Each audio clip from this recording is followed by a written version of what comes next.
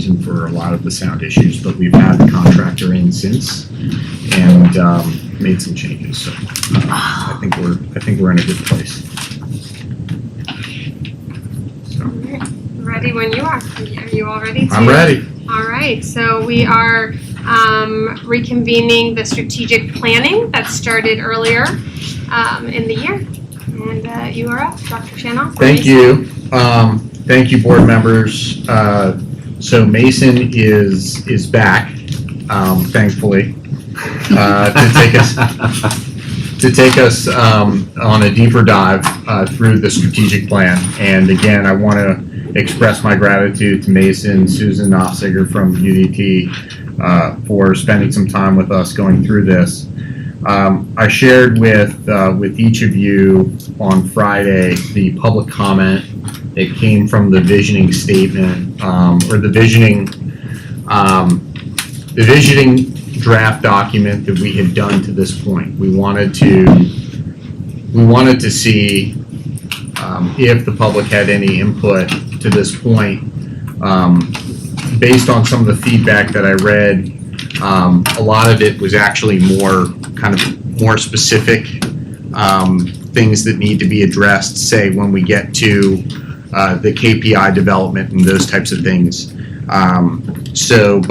But today we're going to continue the high level work that we're doing to really focus in on the things that can provide staff the direction to develop, as Mason calls, the critical path that will allow us to develop the KPIs and strategies, the menu of KPIs and strategies that the board can actually choose from in terms of the priorities that we need to address. So to that end, I'm going to go ahead and turn it over to Mason. Welcome back to Osceola County. It's good to have you. Good to be here.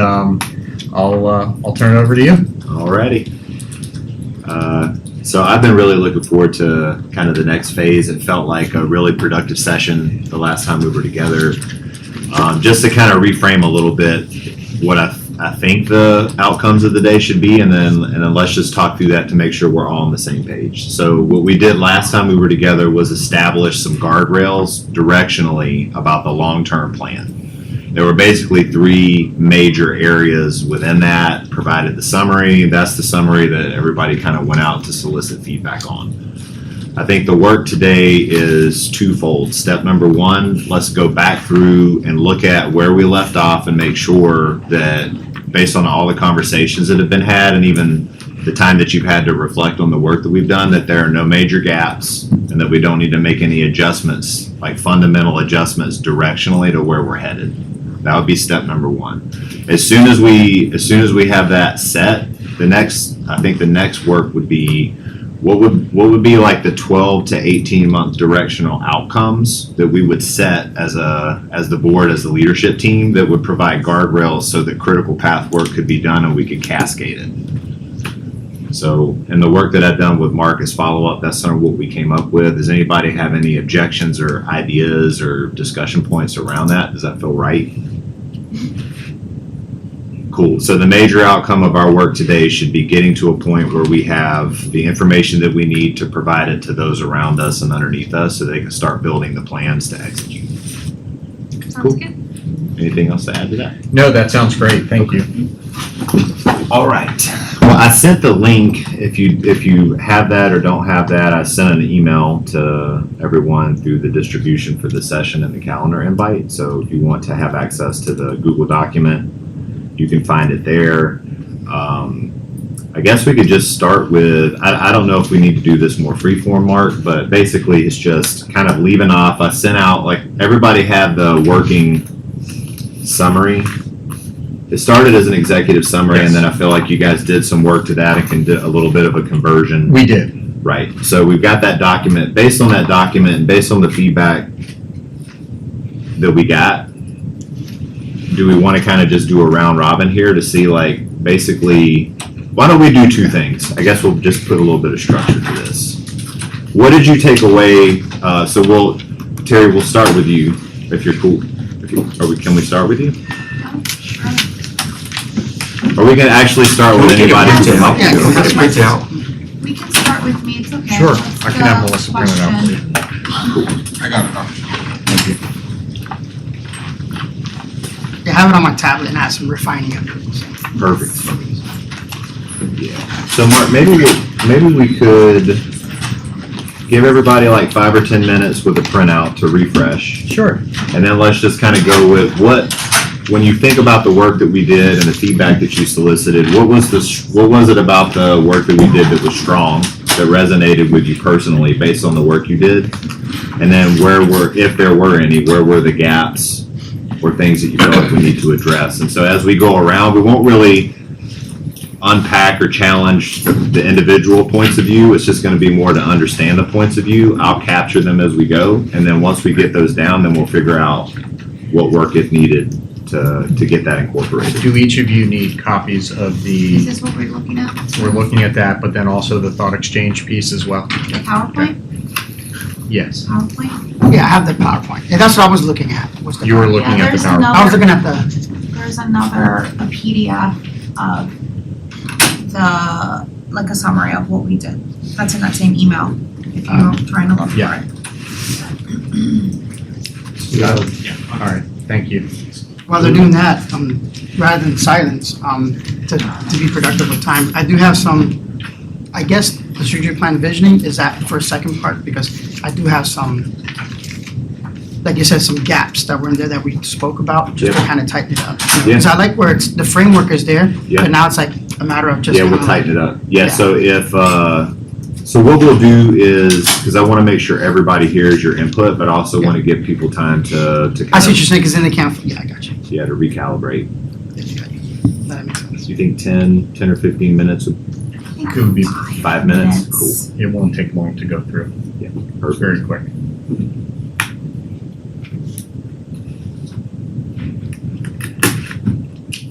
Do you want to start looking through mine? And then- Yeah, sure.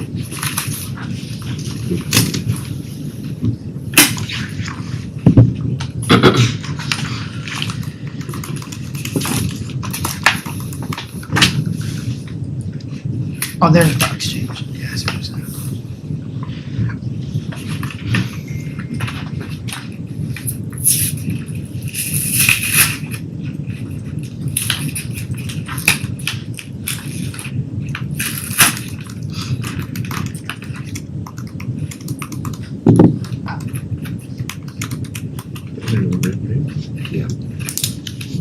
You're not really doing a facilitated workshop until you have to get a Sharpie.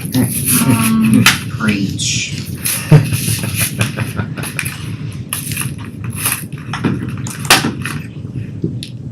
So we have the facilitator paper too. Oh, yeah, we're gonna have some fun And today. stations. Ooh, we got stations going on, Yep. okay. Yeah, it's about to get real up in here. Thank you.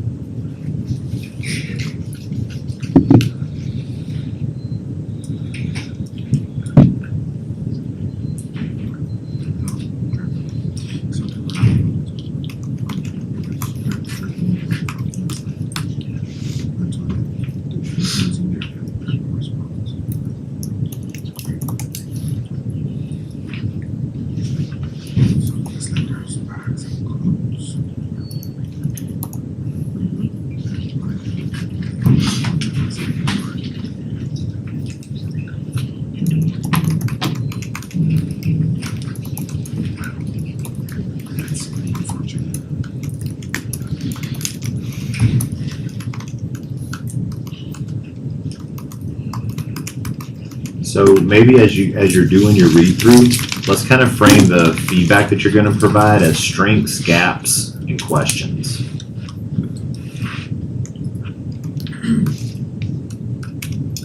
And to confirm, we're giving an opinion on the strategic plan visioning, the work we've already done, how you've captured it. Yep. Right? Yeah, like the directional content, you know what I mean? Like the way we structured it, and given the way people reacted to it, did we fundamentally miss something? And or after having several weeks of night's rest to sleep on this thing, you know what I mean? Was there anything you felt like we fundamentally missed? Plus, what was it that you took away from it where you look back at that and you say, this was good work, right? This is where it was strong. So strengths, gaps, and then questions.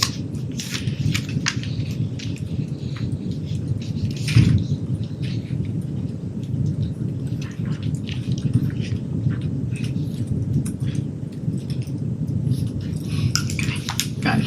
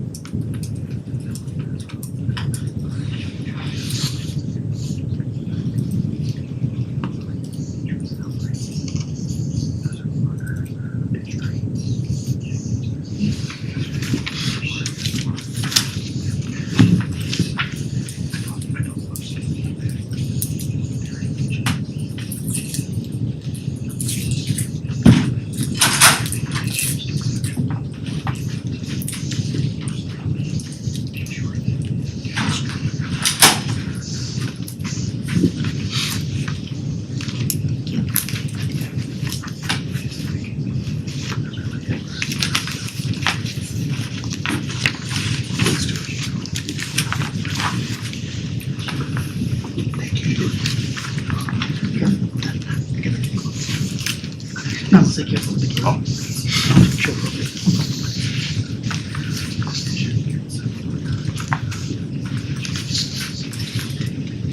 Thank you.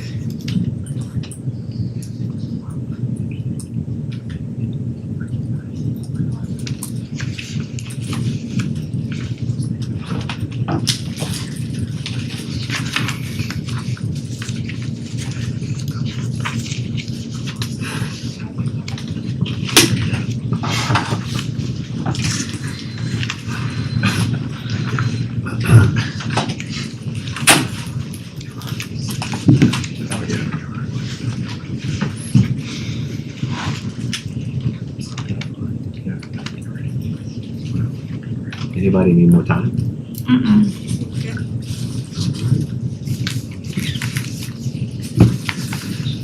Let's go.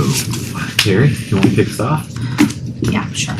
Okay, so the things that I think were captured correctly and that seem to resonate still with me, markers of excellence, community and board member allies, and performance-based, outcome-driven. However, it seems to not be something that the folks who participated in this survey were particularly fond of, at least one person. But I don't know that they specifically think that it's for, where are my notes? Yeah, dislike performance-based is one of the comments that community members had, or one community member. So there is that, but their comment was based on students. I think their comments were something like, that doesn't mean that students are learning or something like that. But I think that when we talked about performance-based and outcome-driven, we specifically meant teachers. Although of course we do want students to perform well. Yep. So So are you thinking that we just need to maybe put a tag or an asterisk around clarifying when we say performance or outcomes, like honestly, I don't think that we need to change it. Because I feel like when we're looking at the comments and opinions of folks that are in the public, of course it's important, but they're also not privy to additional information such as how do we get, who are we competing with? What are the things that we're held to from the state, like things like that. And I think that when we had this conversation, it was really because we wanted to elevate our district and make it more attractive to folks that may be considering working or having their students in other places. So I don't think that we need to change it.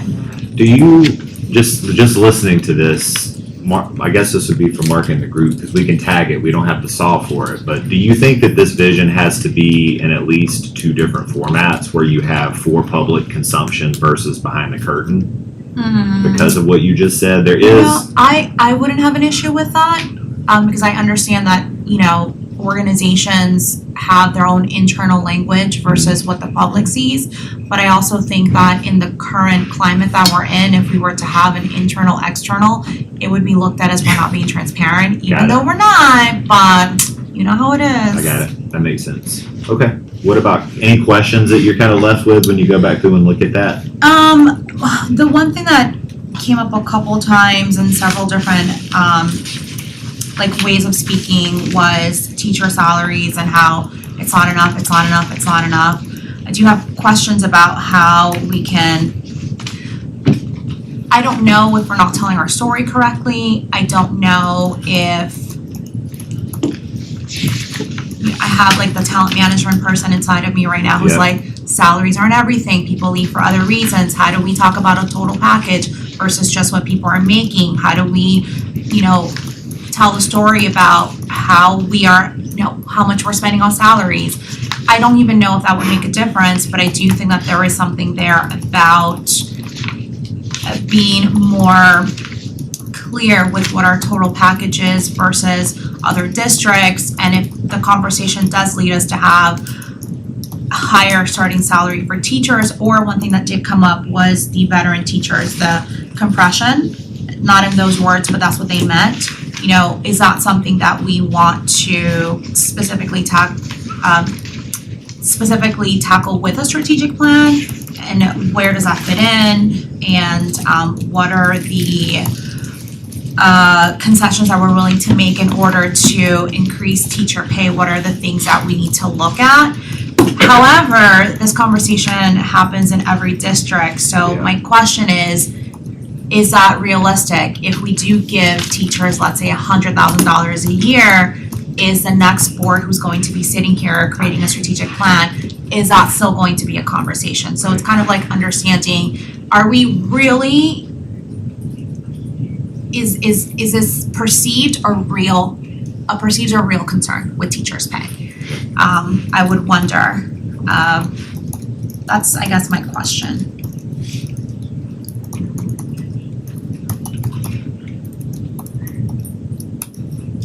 Perfect. Anybody have questions or clarifications for Terry's point of view? Or is everybody good to go there?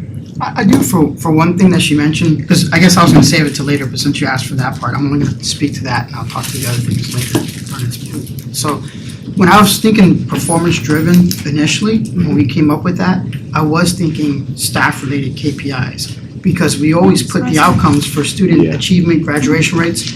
That's part of the vision already. Okay, perfect. But we wanted something to hold the staff accountable as well. Mm-hmm. So that's something that I felt like we wanted to be specific in creating KPIs to say, okay, this was the goal achieved, and then adjusting from that. You know what I mean? So just like we grade students and give them a grade, we need to sit there and say, okay, not only that from a negative perspective, because it sounds bad, like holding staff accountable, but just in a certain degree, it kind of is. In the fact that we want to achieve goals, and that's the whole point of a KPI, is to measure the progress to achieving that goal.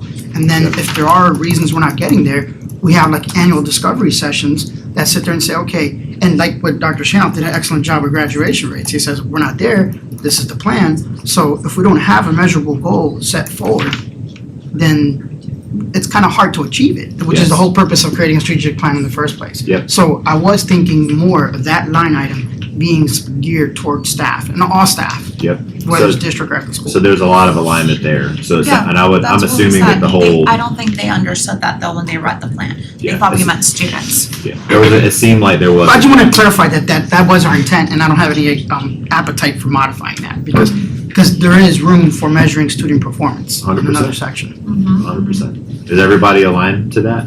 Because that did feel like the intention when we were together last time. We may just need to do a better job of breaking it down, and that probably will happen when we start clarifying outcomes. Well, we can- define them, because Exactly. there are student performance-based criteria that we need to be monitoring as well, right? Statutorily, if nothing else. Yep. So I completely agree with the thought that this was based on the people, the employees of the district, right? Meeting their, some accountability standards. Yep. And I don't think that there's anything negative about that. That's just a fact of life. Everybody has to do their job. The students, on the other hand, they also should be performing to some degree. It's just a completely different tool for measurement. That's right. So but either way, I don't really have an issue with the way that it's presented here already. Okay. Now, the one thing that could be added to it when you read the line, it says people come to work because they want to and they have to. We become the top choice for talent employees, creating a work culture based on meritocracy.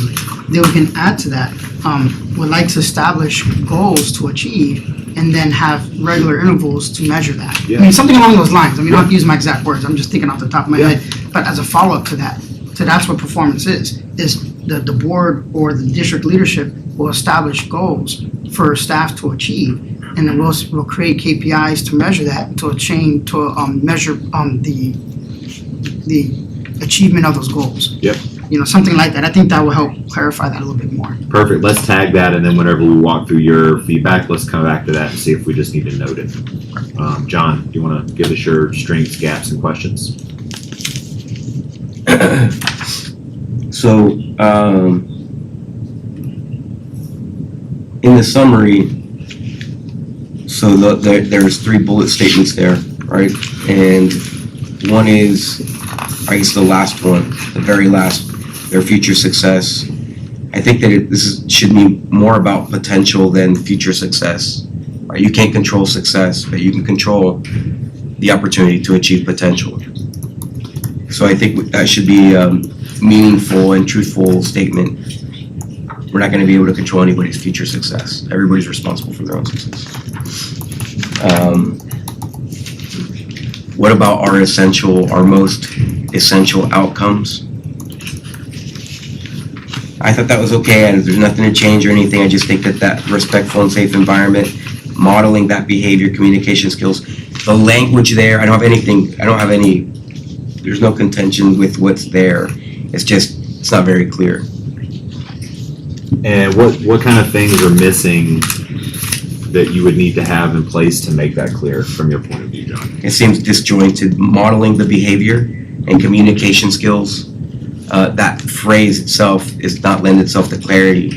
So like in a list of ingredients in a food, right, you would want the first ingredient to be very clear what it is. Here it's not. So I think that statement, whatever that initial statement should be, which is the first one that everybody's going to read under A, it should be very clear as to its definition or meaning That's or true. intent. Give me just a second. It's ambiguous to me as well when I read it.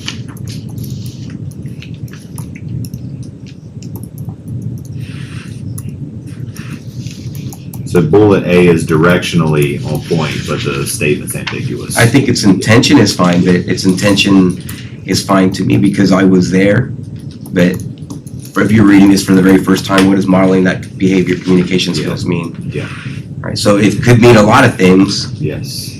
but we don't know what it does. So I would imagine that it's really 2 things: modeling the behavior that creates the respectful and safe environment, as well as, demonstrating good communication skills that are in the same tone. But I mean, it's. Yep. So on the next page, why do these outcomes matter to us? So I'm not a fan of the phrase district brand of integrity, right? Because integrity doesn't necessarily have a brand. I think that there are general norms that tell us what integrity is and what it is not.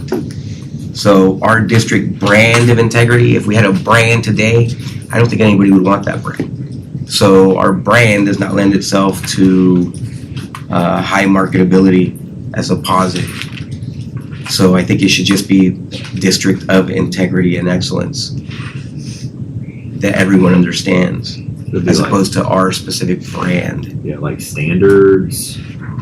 Well, I mean, Let's talk about this for a minute. Yeah. So when you double click on brand, and I'd love to hear if anybody has a different point of view, but you don't typically get to choose what your brand is. The brand is something that emerges in the experience of the people who have it. Like Apple's brand is what we say it is. Even though in the beginning Steve Jobs kind of had a intention about what he thought the experience would be, there is a point in the relationship between the experiencer and the creator where the brand now becomes something that you're not in control of, because it's a space in the mind of the person or the group that you're targeting.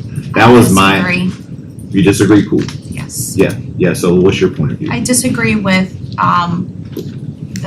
I disagree with your statement stating that organizations do not have the power over their brand, specifically choosing Apple, because I used to work for them.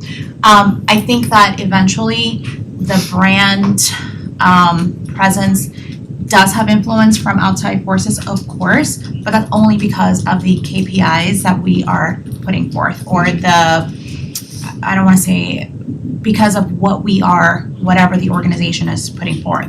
So for example, and perhaps this might be where you were going, if we are, let's use Apple for an example, the Apple's brand of being sleek, reliable, and having a very specific market is not because we said so. It's because they have created sleek computers, the colors were specifically selected, the way that the organization communicates with the public is very specific. They have events that are limited very specifically so that you, as a customer, think this company is sleek, they are for a very specific market. So the public does have a influence on how the brand is viewed, specifically now with social media, but that's only because of whatever the organization is giving to the public. Yeah, I guess the piece in there that's critical though is that if I don't have that experience, it doesn't actually matter what your intention was. That's the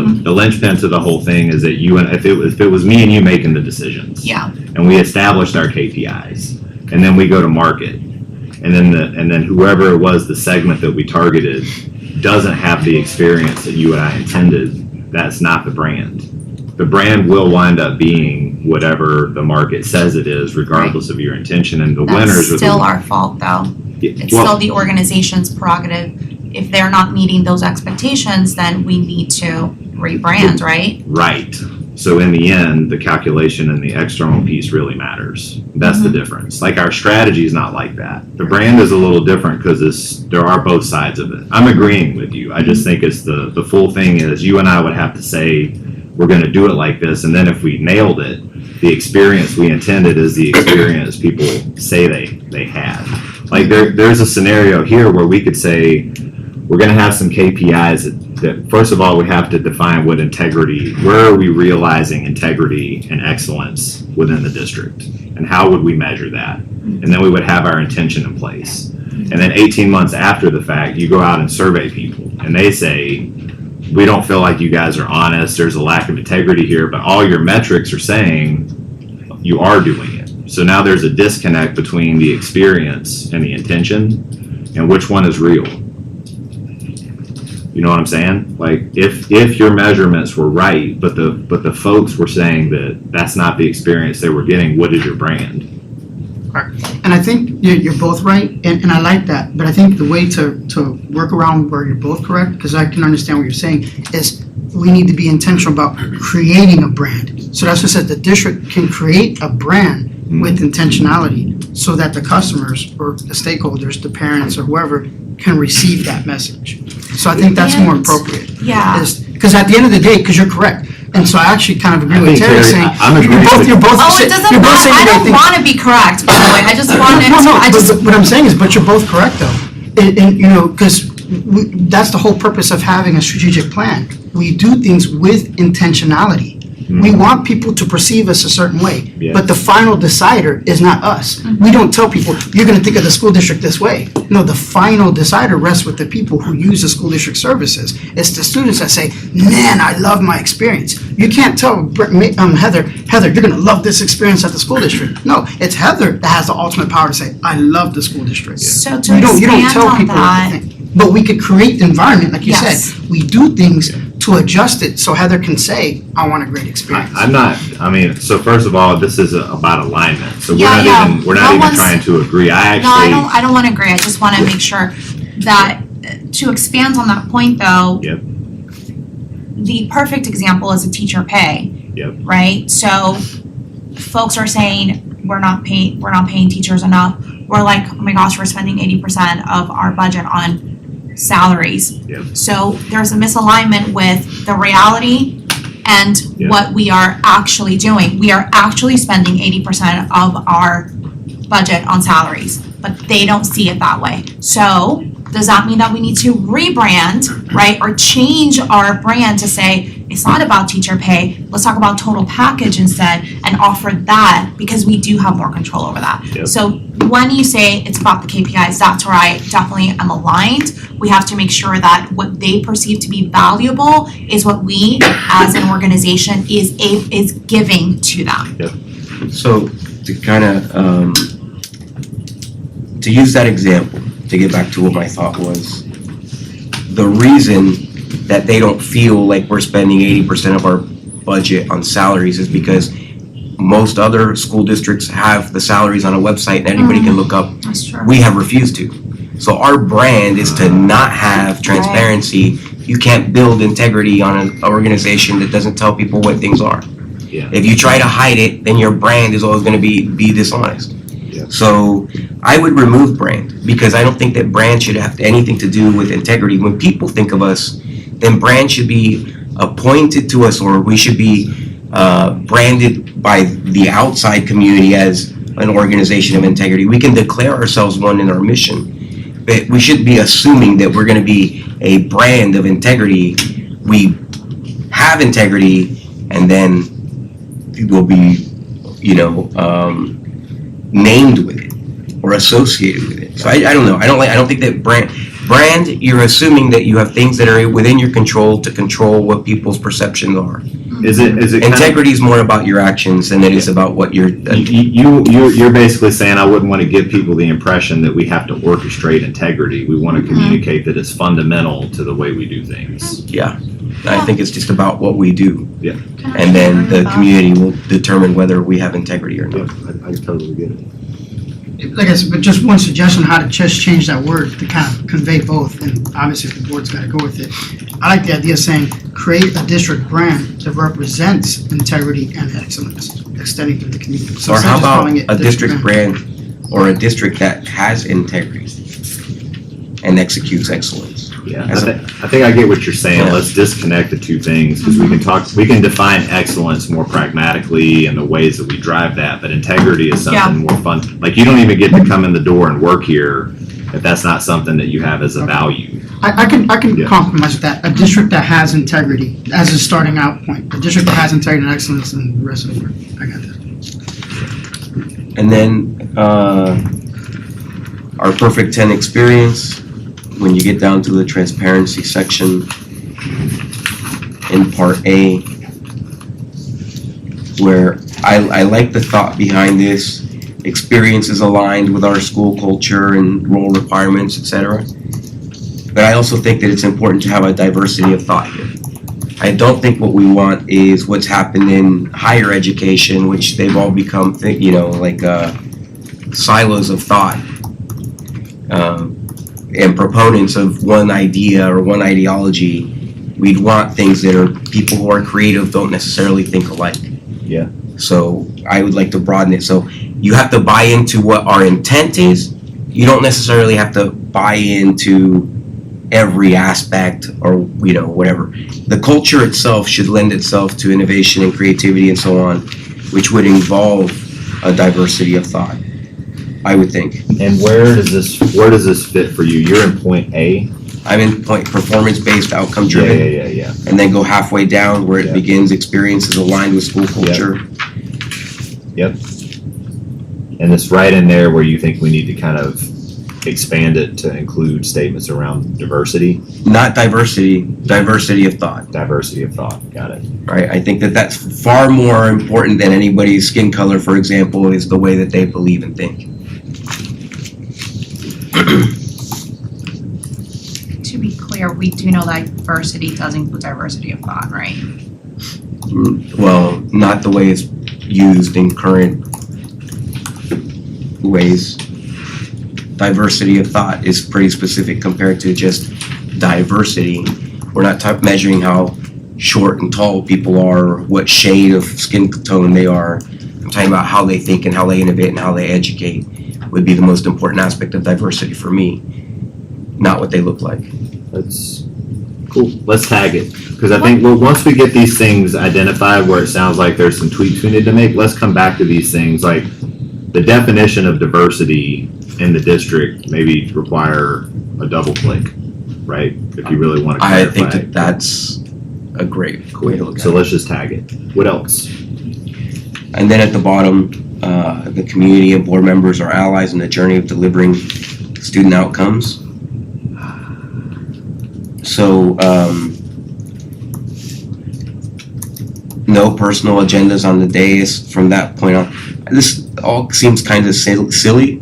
I understand the intent, especially considering the environment. Where are you? I was B, making a note. Section B, Section B. markers of excellence visible in the community. The community and board members are allies in the journey of delivering student outcomes. Community members are allies. So instead of having like a prohibitive statement, I think that we should have a proactive statement. For example, the only agenda permitted is the one that is for the benefit of educating the students of Osceola County. Right? I think that would be more productive because it's something that more people may be able to agree on, that is the purpose that we have. The purpose is not necessarily things that are outside. So, do you see where I'm at? And welcoming from different perspectives. No personal agendas on the dais. I think when everybody runs for this office, for example, everybody who gets involved, they have a stated agenda. The stated agenda is educational. And then they get here, and all of a sudden the agendas become more diverse to stick with a theme. Yep. So it may be a good time to remind everyone what the agenda actually is, and to be clear and transparent with that agenda, that it is the education of our students.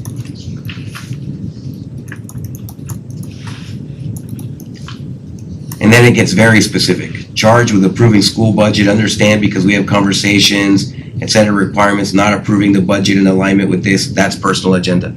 That's all totally kind of unnecessary. It's beneath tactical even, I would say. Yeah, there shouldn't be like negative connotative statements in a document, correct? I believe a strategic plan should be more focused on what you want, not what you don't want. It's almost like a deductive, I always forget that in class, deductive versus inductive, one of the two. The point is it's the opposite. You tell people with an optimistic point of view, this is what you would like to see.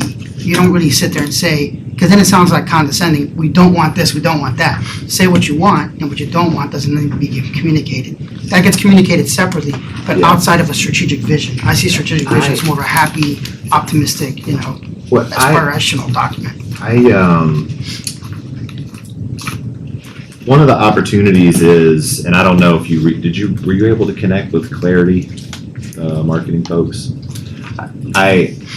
When we're done with this round, where we've kind of gone back now, you did solicit some more feedback, you had some time to sit with this, and now we are picking it apart in a really good way. Like, this is really excellent feedback.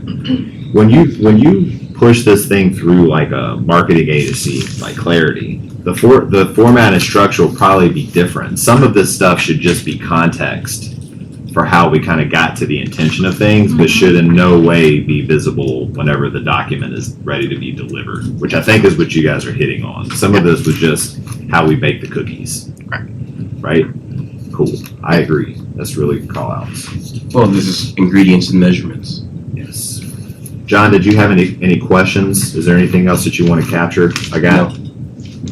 What did you say the strengths of the document were? Just getting to that point is really the strength in the document. I think it's productive. It definitely aligns people with what the intent of the district is. That is one that I think that everyone can be proud of, right? Regardless of what your position in the district is. I think it one that serves the community and is addressing their concerns regarding the district. So I think it demonstrates change in a positive direction. Thank you, John. All right, Julius. All right, the executive summary is excellent. And I just want to start that off because I can sit here and pick apart little things, and so I want to give the praise where there is. I like the overall, it has that purpose right away. Like there's no lack of clarity in what the purpose is for students to discover and pursue their chosen paths. Because it's not just about academic gains. Because I think that's the differentiator between the last strategic plan and this one. Because we had a strategic plan before, but I think some schools can overemphasize academic gains too much as opposed to creating productive citizens. You know what I'm saying? And that's either ready for the workforce, and we even say it, it's either the workforce, immediate workforce, that's going to the military, going to technical school. And I kept thinking about it. We just had graduations recently, and I kept thinking in my head, okay, what's this person going to do? What's this person going to do? We don't just want to graduate somebody with a diploma. I want them to feel like, okay, that was step one. What is step two? And step two could be different to different people. So we're not telling people step two has to be this, but we just don't want you staying at home just pondering the purpose of life. You know what I mean? Yeah. Ideally, we want them to have some kind of action plan that they feel comfortable with. So I feel like this is this whole entire vision statement is kind of geared toward that. Yep. So that's what I really appreciate.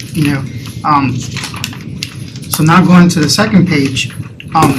Now, one thing I wanted to be a little bit more specific on early exposure to pass, because it just says conducive, safe, educational environment. That almost felt like that was not really to the pass.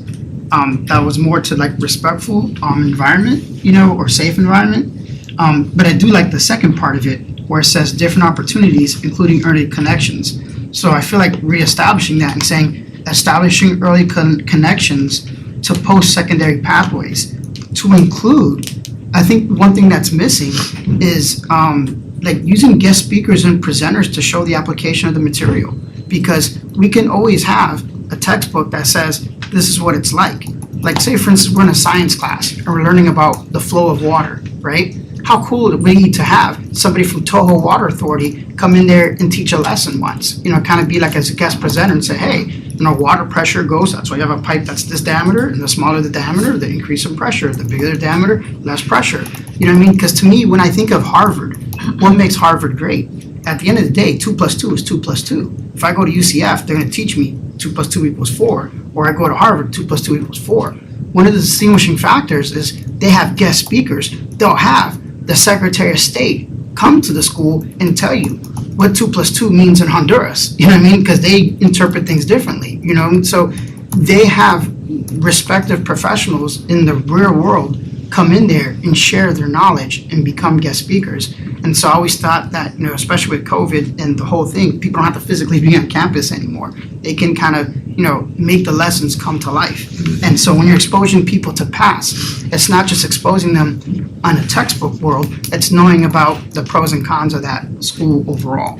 So, and then specifically at the high school level, exposure to internships, apprenticeships, or mentorships, things like that.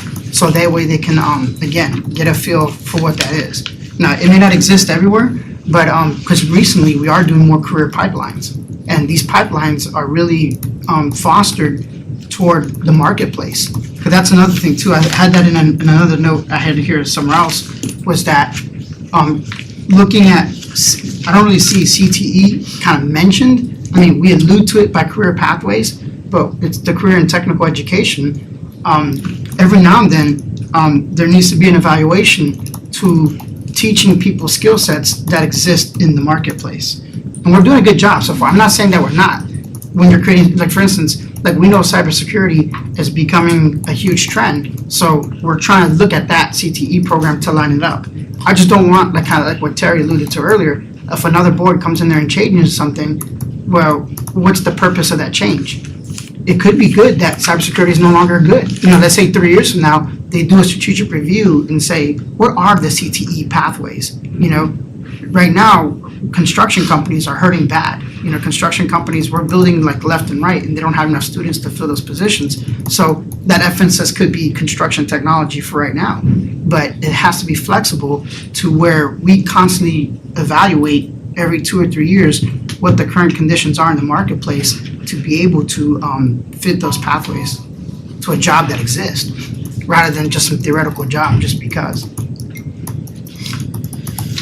So those are the exposure pathways. As a call out, would that be kind of core to the district that the CTE pathways are kind of one of the fundamental aspects of how you achieve this? Like, what are your all's thoughts on that? I think we're pretty big on CT, but also I think when Mr. Melendez was mentioning bringing in industry experts and teaching them real world, that's experiential learning, which I'm pretty confident that we do. I think once again, this is a conversation about how we are telling our story. But yeah, CTE I think we're pretty big on it. Yep. And I think that's part of the reason folks prefer to stay here versus going to like a charter or a private.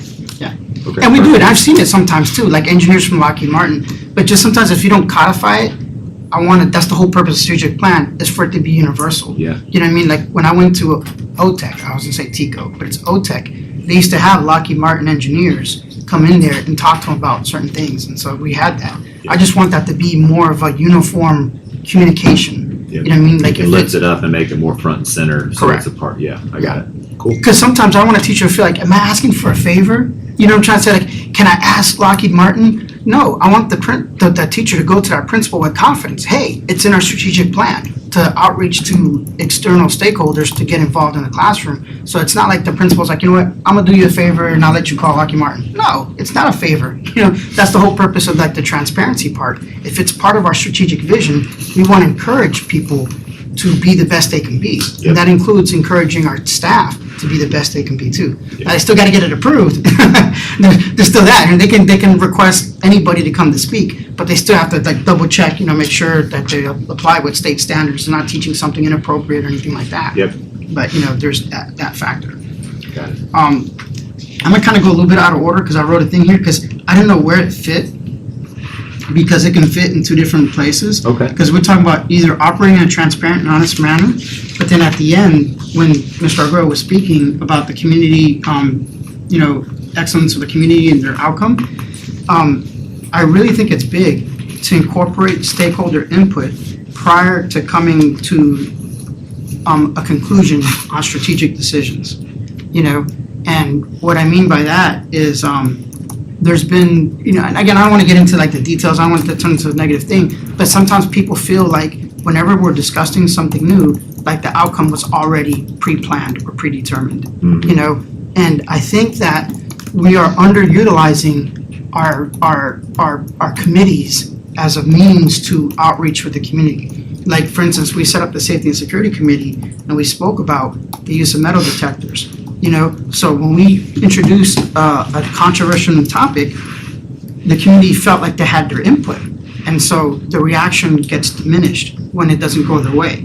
But then when we do another decision that's kind of already prepackaged, and then that's where you start getting that disconnect.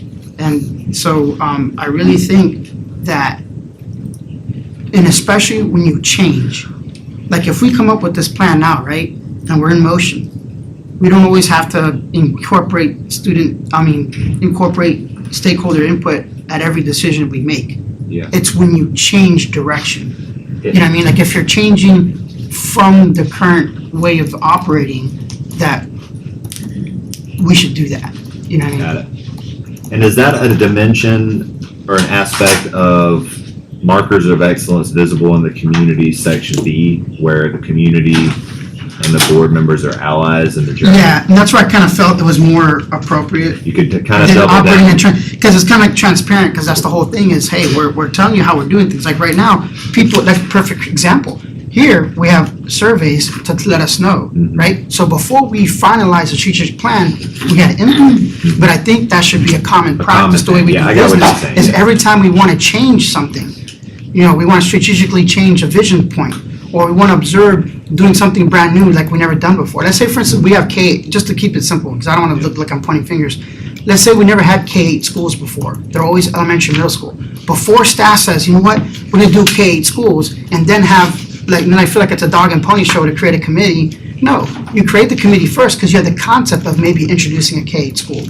Get that stakeholder input and let them know the positive, the pros and cons of the K-8, and then come to a conclusion with that stakeholder buy-in. Yeah. Because then they feel like they're truly a part of the process, and they're Yeah. not being glossed over or just, you know, a check in the box, Yeah. told to do When I something. give you my feedback and then there's a change, I see that. And so now we're not allies if I don't see that, by the way. Right. And we can't be afraid to tell them, you know, because I think one of the hesitation points in that, and I'm kind of getting too deep now, I'm just kind of, you know, that was an issue that I wasn't talking to you earlier, is that I think there's this fear of that the public may not agree with what we want. Mhm. Now, stakeholder input does not mean that they dictate what we do. That's right. The point is, we get their feedback, We consider and we it. take that into consideration, and if we look at the pros of being what staff wants, we'll still go with staff and not exactly what parent wants, but they want to truly be a part of the, authentically be a part of the process and put in their feedback. So it's not like we have to acquiesce to everything they say, but we at least have to justify why we're going our direction. If they want us to go X and we want Y, we better have good reasons why we're going Y. Mhm. Here's the money, here's the operational income,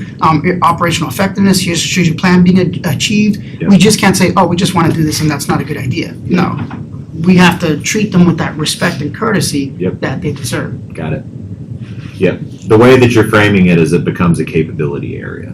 So there are certain things that we do consistently, repeatedly over time to make sure that as the situations that we all navigate together change, that we go through the process as a team. Correct. We're going to consider it, that we're going to demonstrate that we understood it, but we're still going to make the decision. But that's a capability area. It's not just something that you do up front once. It's something that you build and you execute together over time. Right. And that's how you build the brand that Mr. Aguero was saying. Yeah. And we don't pick and choose when to do it. Yeah. Like if we talk about sports, well, let's have this committee and really listen to them. We talk about special needs students in the ESE, you know, challenges. Let's really have that input. Yeah, You know, so CTE pathways, yeah. experiential learning, yeah, all that stuff. I got it. Correct. And then the other thing was the failure is an opportunity for growth. That looked like it was very student-centric. And when I was thinking about that component, I was actually thinking more staff-centric. Because I don't mind holding people accountable, but if you're creating this new KPIs and performance-driven culture, I don't want to threaten people and saying, if you don't get it right the first time, we're going to clobber you on top of the head. You know what I mean? I want people to be innovative. I want, like, say, Dr. Clayton to go, you know what? I want to reinvent a better mousetrap. And I want her to feel comfortable that at the end of the year, if the mousetrap didn't work, we gave it a best faith effort. And now we have empirical data. And then we can say that mousetrap wasn't good. Let's create a new mousetrap. Mhm. So I don't want to be so data-centric that if we don't achieve that goal, it's 100% wrong. But if we don't achieve it, we can at least be honest with it and say, hey, we didn't achieve the goal. Mhm. The mousetrap didn't work because of X, Y, Z. So holding people accountable does not necessarily mean punishment. And I want to make that really clear in our strategic plan. So if we want to foster an innovative environment, we have to come to reality as a board that not every idea is going to achieve what we thought it was. It's okay to be wrong. It's okay to be wrong, correct. And see, when I read the failure there, it's always like student-centric. I want it to be kind of employee-centric, that they're willing to take risks and, you know, but just justify it. But then be honest when if it doesn't meet it. That's the point, in that we're not going to beat them on top of the head.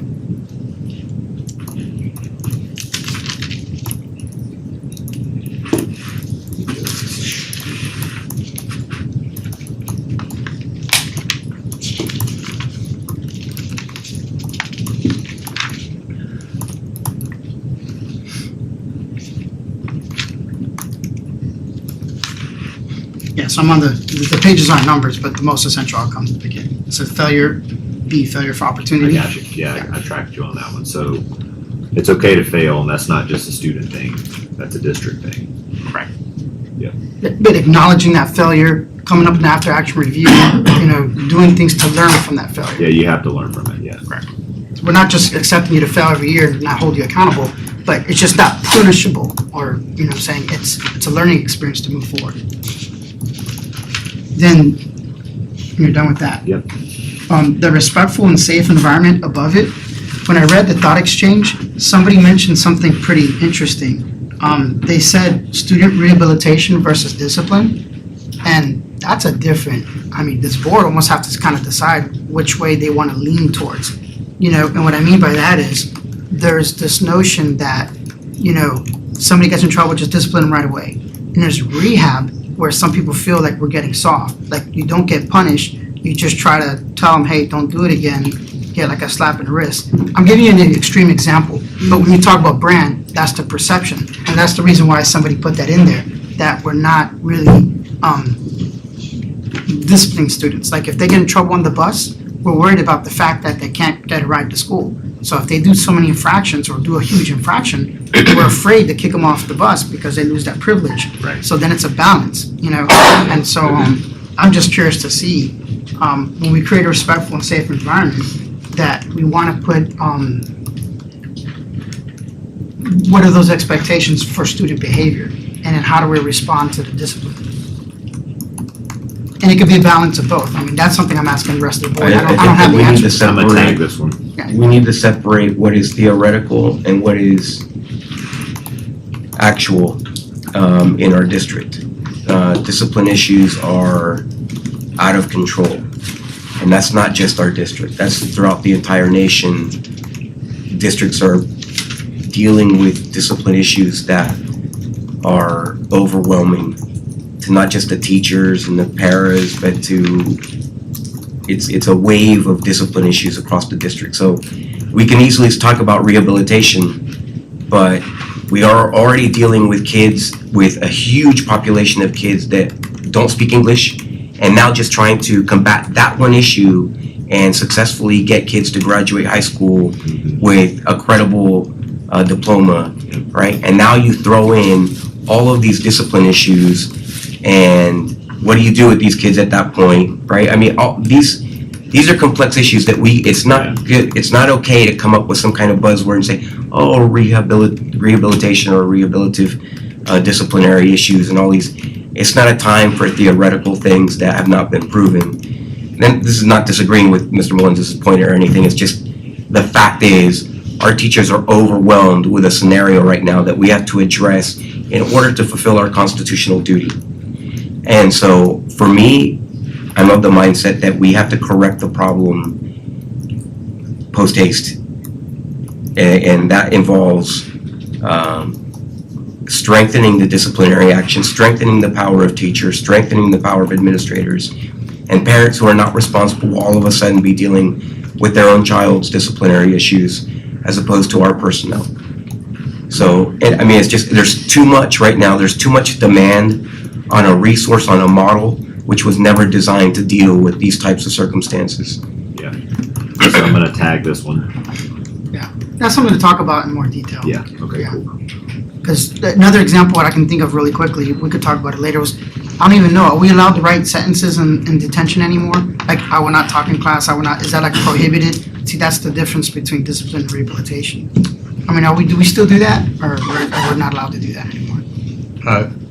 I can't say for certain that it's not being done. I would say that on the whole, from my own anecdotal experience, that's no longer part of the lexicon. It's not considered a consequence within our discipline matrix, I can tell you that. Right, and see, that's what we're talking about. Well, but now, the biggest reason for that is probably because you couldn't get a student to do it if they didn't want to do it anyways. Ooh, And it's not because our district is moved on in some kind of philosophical way. You can't get a kid to put his phone away if he doesn't want to. So these are the issues that I'm talking about. Yeah. And me, I would bring back corporal punishment in all seriousness. So, I would let these kids get paddled. I mean, right now, what options It's do still you on the have? books for state statute. It's allowed. It's allowed, but here's, the problem is that right now, we've allowed a problem to get so out of control, and we have nothing but highbrow people saying that there's other ways, that none of that have worked. So, I mean, Well, But this, see, I open up the plan. it's worthy of conversation beyond this setting. yeah, let's tag it. Like, this is one of those things where Tag it literally. everybody at the table is not gonna agree on this topic, and we can just Clearly. admit that right out of the gate, and that's cool, because we don't have to. We can understand all the perspectives, for sure, and do that. So, let's, let's do that. That topic especially. If you're talking about a respectful, safe environment, you do need to double click on discipline versus rehab. Like, we're gonna have to do that.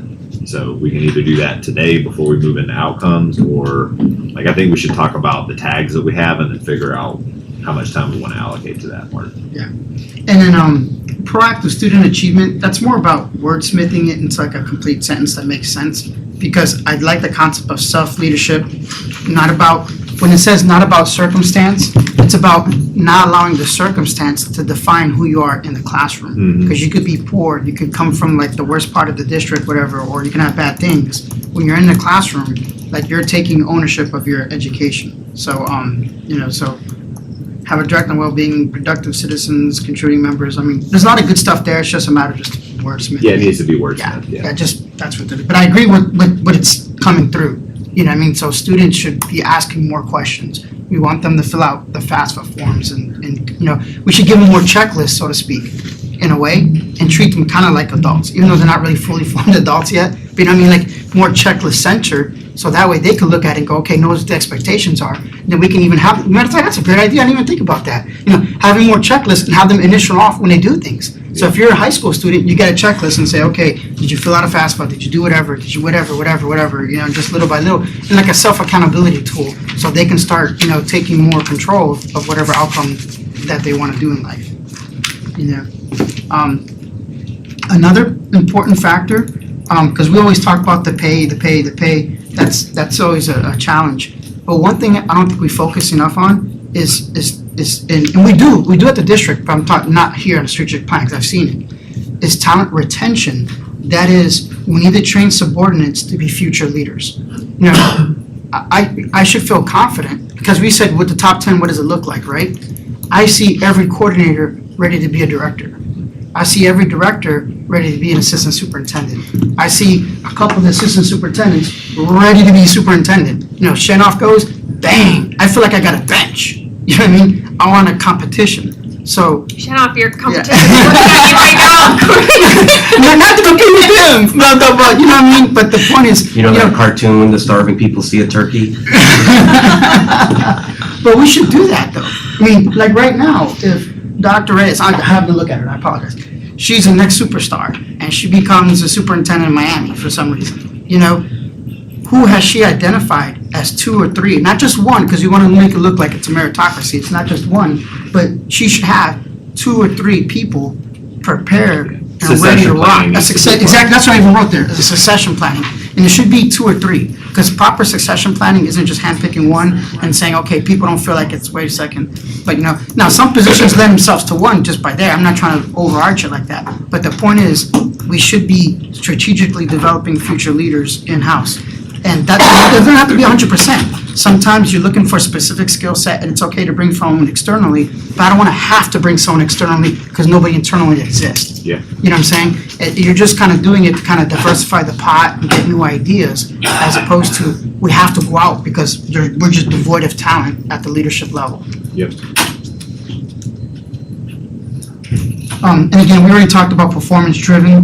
Again, we're talking about for staff, that is to set goals, use KPIs to measure those goals, and then provide feedback based on the outcome. So I think that's a good, quick little summary of what performance-driven is too. Mhm. At least from what I was thinking when we wrote it down, Yep. is the ability to set goals for staff, use KPIs to measure them, and then provide feedback to adjust if the goals aren't met, or acknowledge them if goals are met. And the last thing, that's not really on here is, just veteran teachers, you know what I mean? Just maybe, it's so tough because state statute limits what you can do for state, for veteran teachers. But just, I don't know, I mean, at that point, I'm just kind of lost because maybe we can get creative with different things, you know what I mean? Like, and just looking at ways that if statute doesn't allow us to pay them more, then maybe we could do other things for them. Like if you're a veteran teacher, maybe we give you like an extra day off, or we'll pay for 1 month of a healthcare premium. You know what I'm trying to say? So if you're over 10 years, well, I'm sorry. Like if you're over 10 years, we'll pay for a half a day of PTO. If you're here for 20 years, so maybe we get creative within the statute of if we can't increase your pay, then maybe we could look at increasing incentives for, those time, over. And I'm just throwing ideas out there, and I don't even know if that even belongs in the strategic plan, but I just feel like, I do want to acknowledge it because when I look at the thought exchange, veteran teachers are always an issue. And I feel so helpless because state statute really ties our hand a lot. Yep. That's it. Thank you, Julian. Heather? Strengths. So before strengths even, I think when you first started to ask the question at the beginning, it made me think of just like reading through this and what comes to mind. And my biggest thing was that we all together came up with something that I think we can agree on, and that it was very student-centered. So I think that was the biggest thing that came from it, is that we really thought about, our core job is our students and preparing them for the future. So the strengths within it, I think, we talked about being holistic on multiple levels. We talked about it within the student experience, but then I think we talked about it also with our staff and developing a culture for our staff to want to stay and be here and do their very best. And then I thought we also leaned heavy into how can we make it a more innovative place for our students and our staff too. One of the deltas, I think, though, going back to the culture and climate and looking at some of the thought exchange survey input, was talking more through just that community-based part of it. So one of them, it said something about parents should see everything said in this vision statement, and as a parent, I don't see much of that in the community. So making sure how are we involving that community aspect, and the family involvement one above that said, there's always room for having families on campus to cheer on their students, and I think that's important. I see it at a lot of our schools, but I want to make sure it's happening at all of our schools, not just some, because that's the other thing that starts to happen is when the community is seeing like, oh, in this area, these schools are always doing X, Y, Z. We don't have that same opportunity over here. So how are we making sure that the best things are happening across the district? We like to make sure each student has, yes, their own feel and their own way of doing things, but if there are things that their families could be missing out on, how do we encourage and get our other schools to that point? Because I think that's where we have probably the best work happening, is where everyone feels like a family. I think also it lends more for maybe including more on safety. I feel like that was, I don't know, I just don't know if we have our safety ones really shored up yet. So maybe figuring out a way for various reasons, like where it was talking about the safety of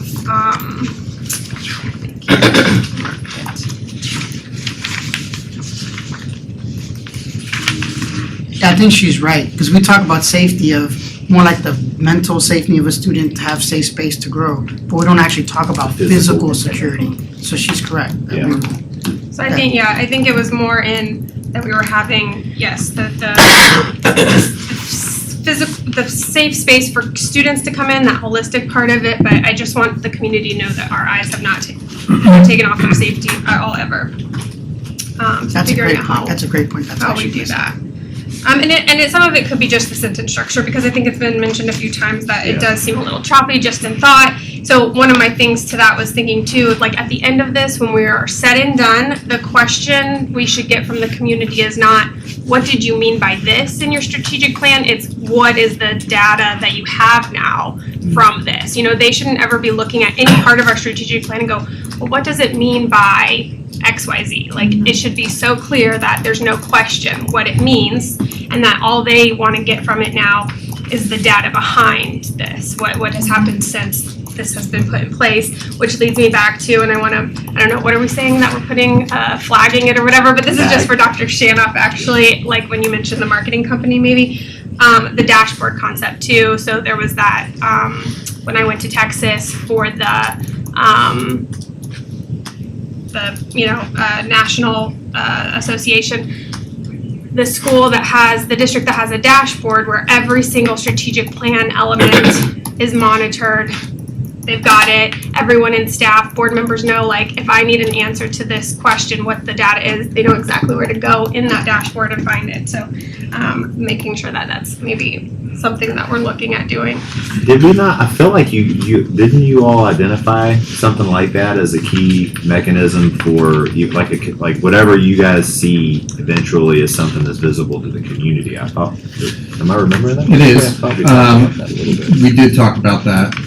I think that the idea was to create something that was self-service related to essentially the public progress monitoring the strategic plan. So the idea that we build out a dashboard that would essentially create or link to real-time data that would allow the public to see how we're progressing on certain things. Yeah, and my only question about that would be, I like that concept, but to what level of granularity? You know what I mean? Because then it could be like, you know what I mean, like maybe we just show all the summaries, but maybe one level down, but maybe the board has access to like, okay, which specific school, which specific student. This one, the did something like dashboards, that. Yeah. internally, you could access Yeah. like specific I just student, wanna all make the way sure down that to there's the like a student. firewall, but that they yeah. just can't go all the way. Now, if they really want something, they can do it now. You need to credential it. So Yeah. the thing is that we can definitely do this. It takes a significant amount of programming unless we purchase So a the product. district, but the district now, because I have the info and I'll have to Okay. find it, but it's the district, they're working a little with Orange County on it. I think they're out of Atlanta-ish area. So they were close, and that was the other thing they said. And you knew, whenever I mentioned it to you before, you knew who it was that they were working with in Orange. But it all works through, they said the word, I don't know what it is now, but it's something we have. Okay. Yeah. Okay. So Power it's doable. Is it Power BI? Maybe Power BI. Okay. Is it the Yeah. Microsoft part? Yeah. Yes. Mhm. Microsoft. It's through Yeah. that. Microsoft makes Power BI. No, their dashboard is beautiful, and like I said, yes, there's external component and internal. So internal, Yeah. we could drive it all the way down to the student, but not externally now. Yeah, we would need to make sure that the, I mean, there's quite a bit of back-end work that needs to take place that allows the data feed to come from a bunch of different areas into a single point. And there's certain permissions that need to be granted in order to get to certain levels. Certainly, that's something we can work on. Yeah, and I just think that's too early. To me, I have a little IT background. It's too early to have that conversation because we have to figure out what the KPIs are first. And once what they are, then we can talk about the level of granularity. But it's kind of like putting the cart before the horse. There's a because we don't lot of know work. what we're- There's a lot of work to do there. For sure. But I think that the idea of, I think it goes back to the idea of transparency Yes.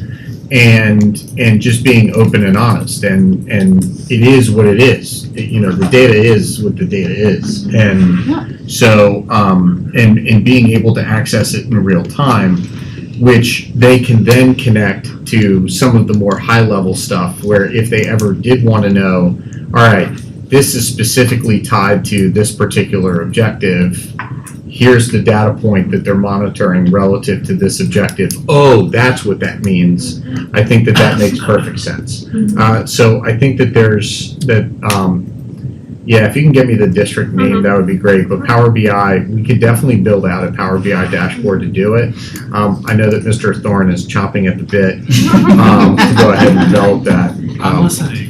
Yeah. I should have never left the room. No, you never should have. You You didn't hear all the extra work we Yeah. gave you? I've seen elements of it, so it has capability, because I remember one time, Dr. Reyes had shown me it, and it exists. It's just a matter of what data do we, Good PowerPoint. what data do we feel is the Yeah, most so- important to achieving our objectives? Well, that comes a little bit later, and actually, Mason and I have kind of talked a little bit about that's kind of understanding what those KPIs are and understanding where we land as a board at a high level.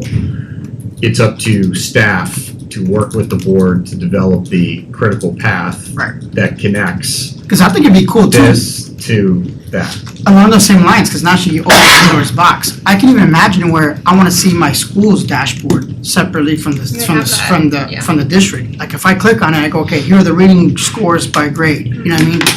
Or All of that compared is to the possible. average, or math All scores, of here's that or is whatever, possible. you know.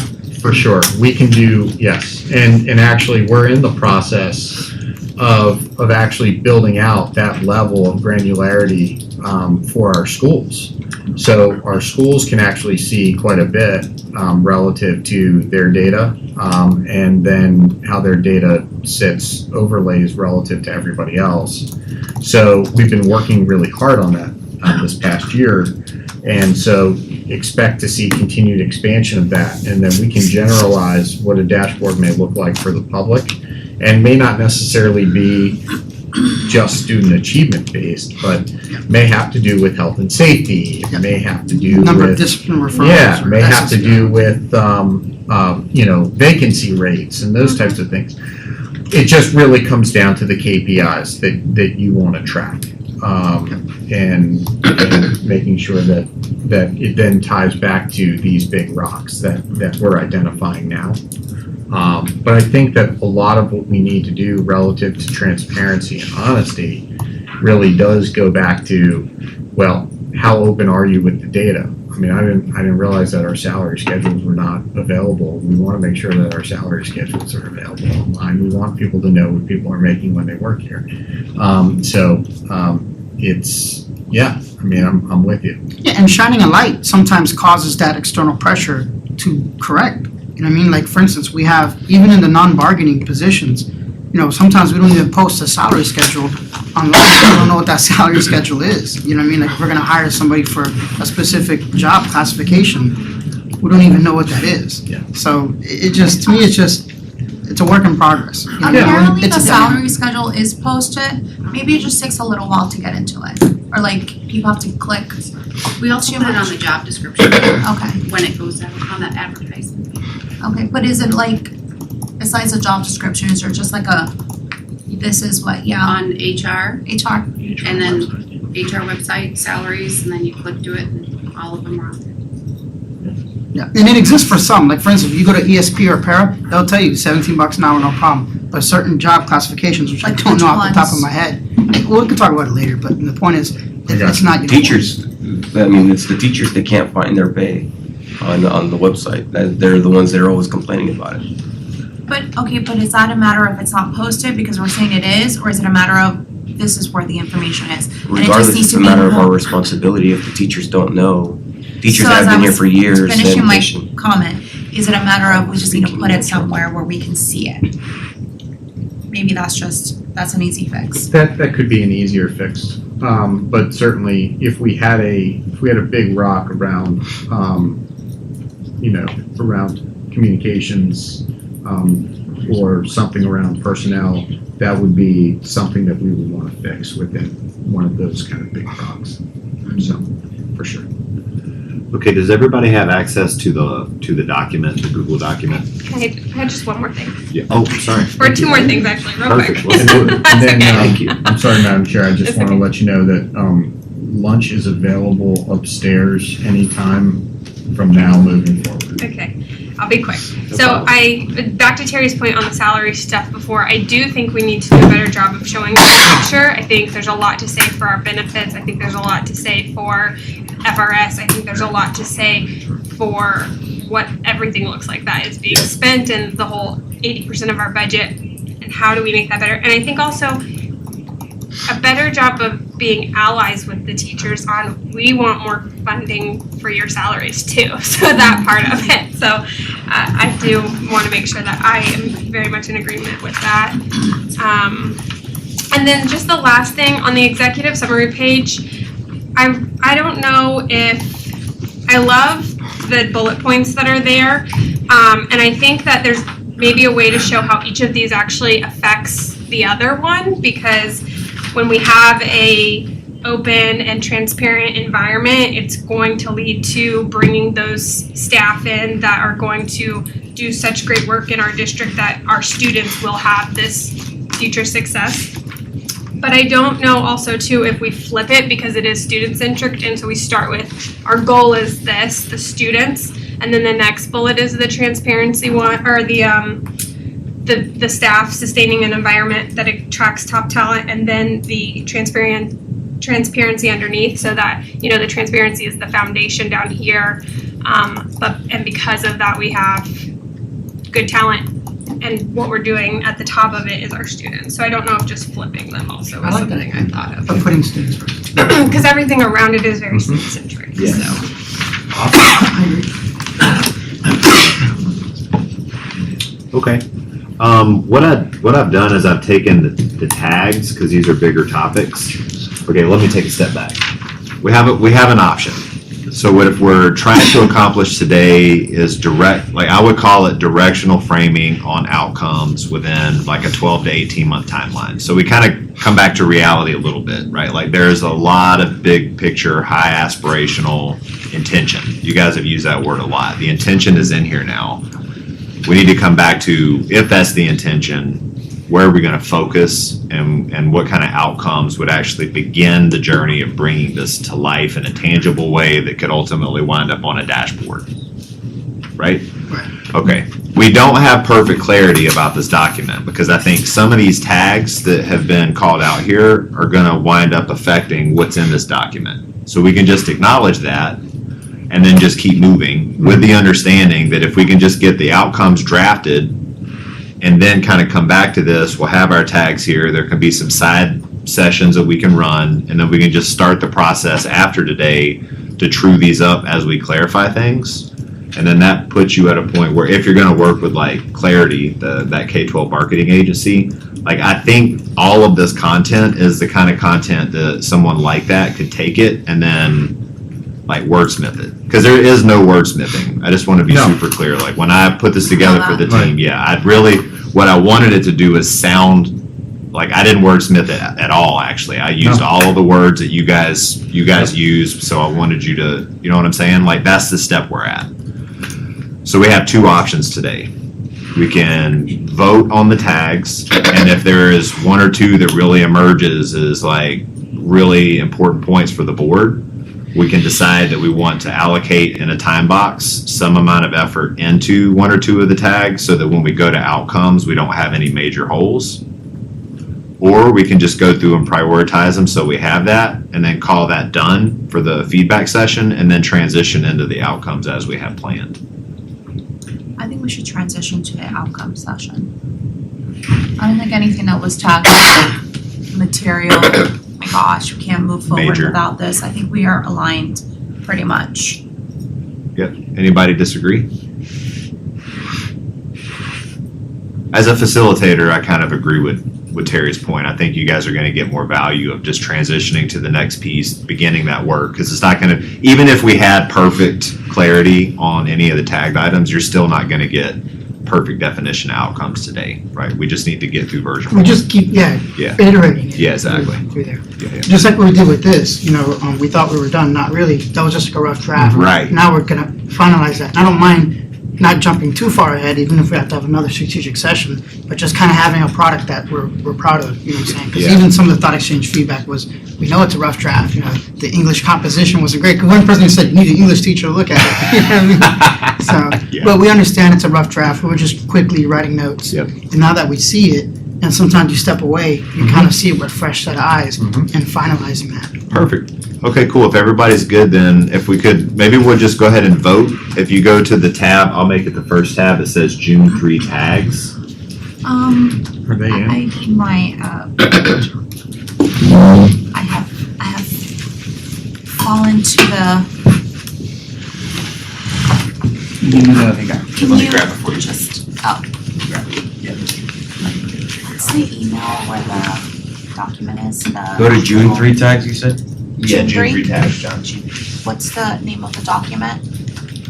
The Google Yes, the Google document. I sent it to you. It's in an email. today? Yeah, I sent it today Interesting, when we started the session. thank you. If it's not there, just let me know. And we're prioritizing Yeah, just make 4 votes. 4 out of those. Yeah, out of those, and you just put a 1 under your name next to the. You could put. You don't have it, Terry. I don't have an email from you. Is it from you, Mason? It is. Yeah, I'm looking for it. I replied all to the email to the The schedule. original one, there's one in my email that I've had from There's one that came from Shanoff too. June 2nd, I think. And it was in there. Let's see, Terry. I mean, not June 2nd, sorry, April 2nd, I think. Because it was from before. It's Castillo, right? Mhm. Okay. And then John, I have it. you have it? I might have it. Well, Terry, I I'll must just have it, resend I it. just don't see it. What I are we didn't- putting a 1 by again, though? Can you remind? Yeah. Oh, sorry. Let me get this over to Terry. I don't think Melendez has it either, right? No, Julius, you don't have it either? that's correct. Perfect. There you go. That's coming to both of you now. That's going to your Osceola emails. Right. Yeah. Okay, cool. And then for voting, you just put a 1. You have 4 that you can spend. You could put, Heather, you could put all 4 of those on 1 if you wanted to, and in that case, you would just put a 4 there. Or you can put 1 vote per 1 item, based on which of those you feel like are the most important. Okay.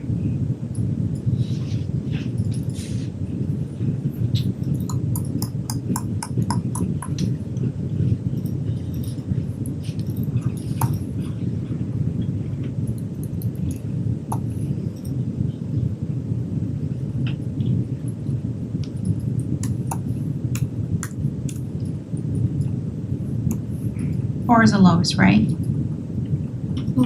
No, we can do 4 total. You can do 4 Oh, total, so but just put a how much 1. you Oh, cause some people are just like, this is the one thing. Okay, got Yeah, it. yeah, just I got it now. just do 1, 1, 1. If you put 4, that would mean you spent 4 votes. Yeah, I understand now. Okay. Thank you. Thank you, Terry. What action are we voting for on these? Which are the most important?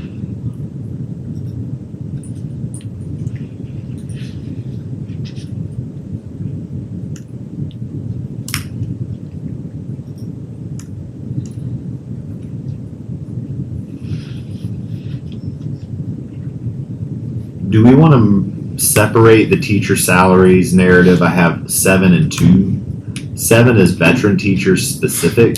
Do we want to have that be separate, or do we want to just have veteran teachers as a tag be a part of the I think it can teachers? be part of when we talk about teachers as a whole. All right. But that's just a component of I'll move that in. teachers, yeah.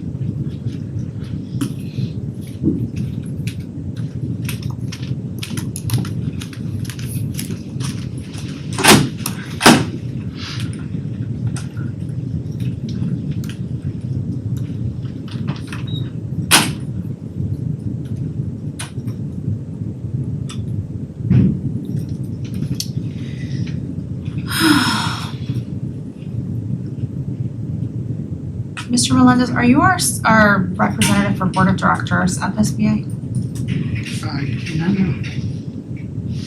I know it's not me, because I specifically decided this year I wasn't going to do it. We don't, I just checked our committee.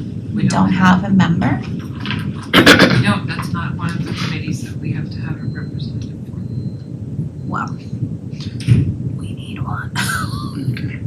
Yeah, I didn't get the email, Mason, just to let you know.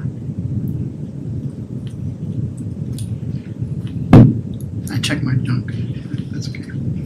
I'll go by consensus for what everybody else is doing. Did it come to you, Terry? What? Did I that got email? Did that email? Yeah, I just put my stuff in. Oh yeah, you did. Yeah, so I don't, Julius, let me just make sure that I put the right email in. Yeah, because it's different, because I have Melendi J at Osceola, then I have Julius.Melendez at Osceola. Oh, it went to Schools. Yahoo. Oh, okay. Yep. Check it out. Yeah, Julius.Melendez at OsceolaSchools.net.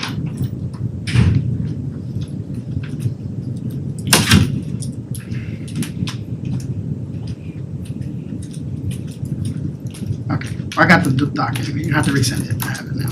Perfect. Are you the board of directors rep at SBA? Yes. Okay.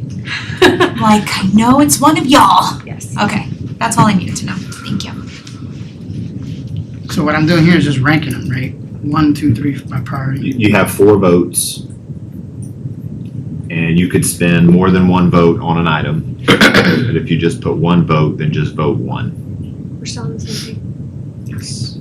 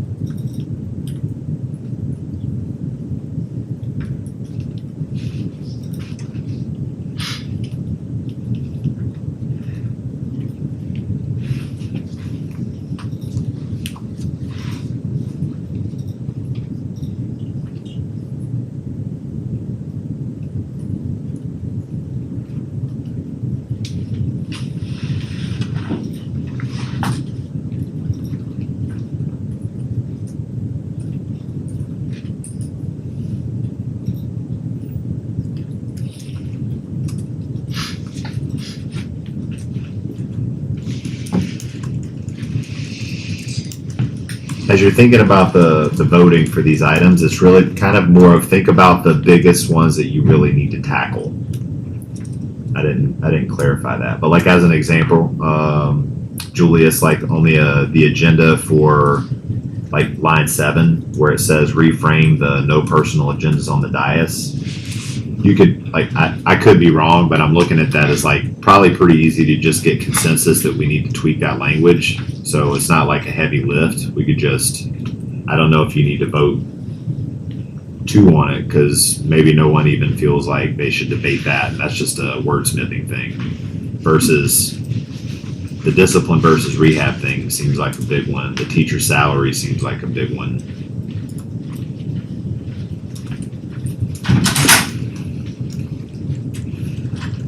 I don't know enough. With that said, Julius, I don't know whether what I just said is true for the one that you had on 7. So, like your judgment or your experience is important when you think about effort, criticality.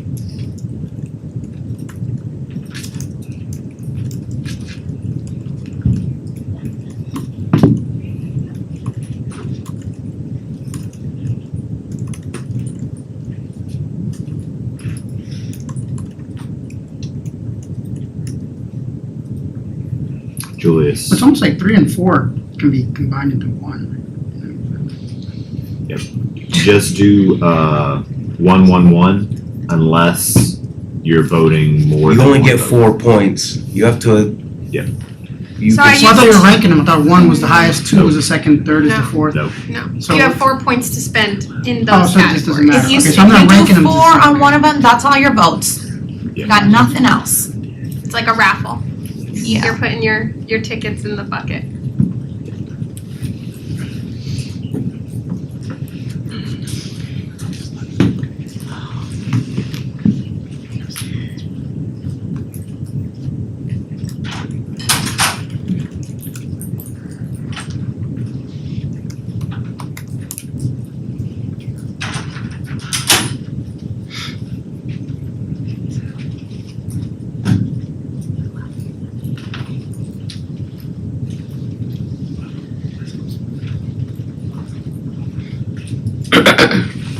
Cool. All right. I'm gonna just sort these based on the voting.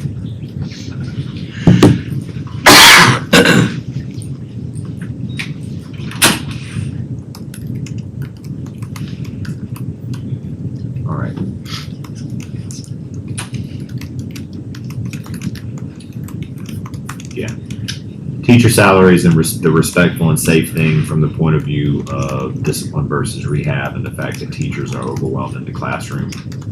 That whole conversation point. Those are your top two. The fast following is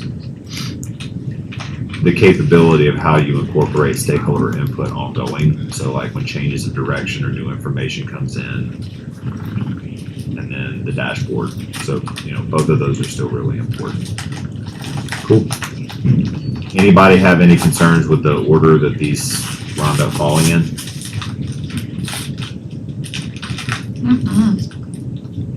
Based on the comments that you all are making, it's interesting how, because the teacher salary narrative has been around forever, right? And so I think your points about showing the teachers, the way you have this framed is the opportunity. Because I think somebody mentioned, I think we should have said comprehensive benefits. There's more than just salary. There's other things that we could probably be creative with to show that appreciation, to incentivize a veteran teacher. Well, there was one comment that was made where it was like, I think you said it, Terry, like at the end of the day, like you guys should be on the same page because you want to advocate for better funds. Heather. To be allies with them when it Yeah. comes to, we want more funding for your salaries too. We want the same thing So, for you. Yeah. There's a difference between internal prioritization of salaries though and external funding for salaries. I think that's where the rubbing point is. Of course, every bureaucracy, every governmental body is going to say we want more funding, but how they prioritize that spending is a completely different issue entirely.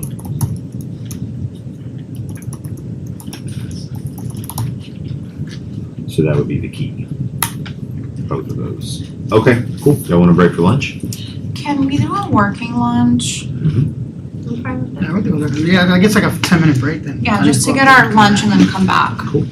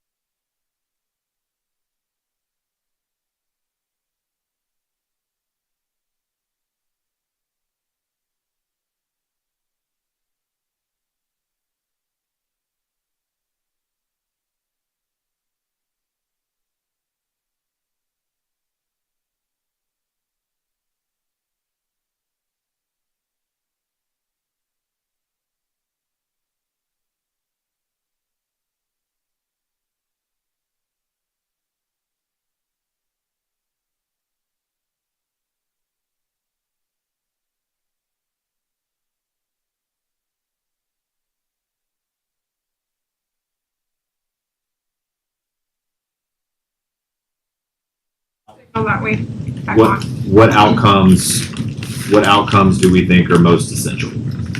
Now, actually, I'll just wait for the rest of it until Mike comes in, because I'll just have to explain it again. Please can you, let us know once again, what are we looking at? So I have the Google Docs open, Here, I but- have this open. Yeah, I'm in this The perfect document. 10? Yeah, I'm at the perfect 10. Yeah, so it's like the last page. I think if we reference that plus the executive summary.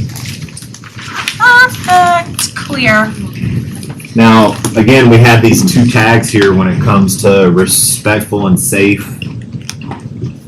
The teacher salary thing is at top, so I think the teacher salary piece is maybe something that each group needs to take into consideration when you're looking at the perfect 10. Where does teacher salary fit into this?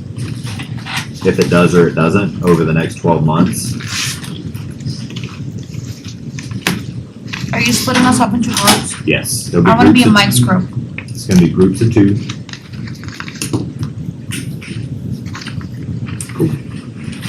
You wanna be in Mike's group? Is that who we're waiting for? Yeah. He's gonna be one of the group people, right? Yeah, Mike's gonna be in the group. Yeah. Mark's gonna be in on the game today too. What am I supposed to do with my sandwich? Terry said she can hold your Terry's gonna salad, you cook can you. hold your sandwich. I'll bring it with me. I think we can take like 10 more minutes.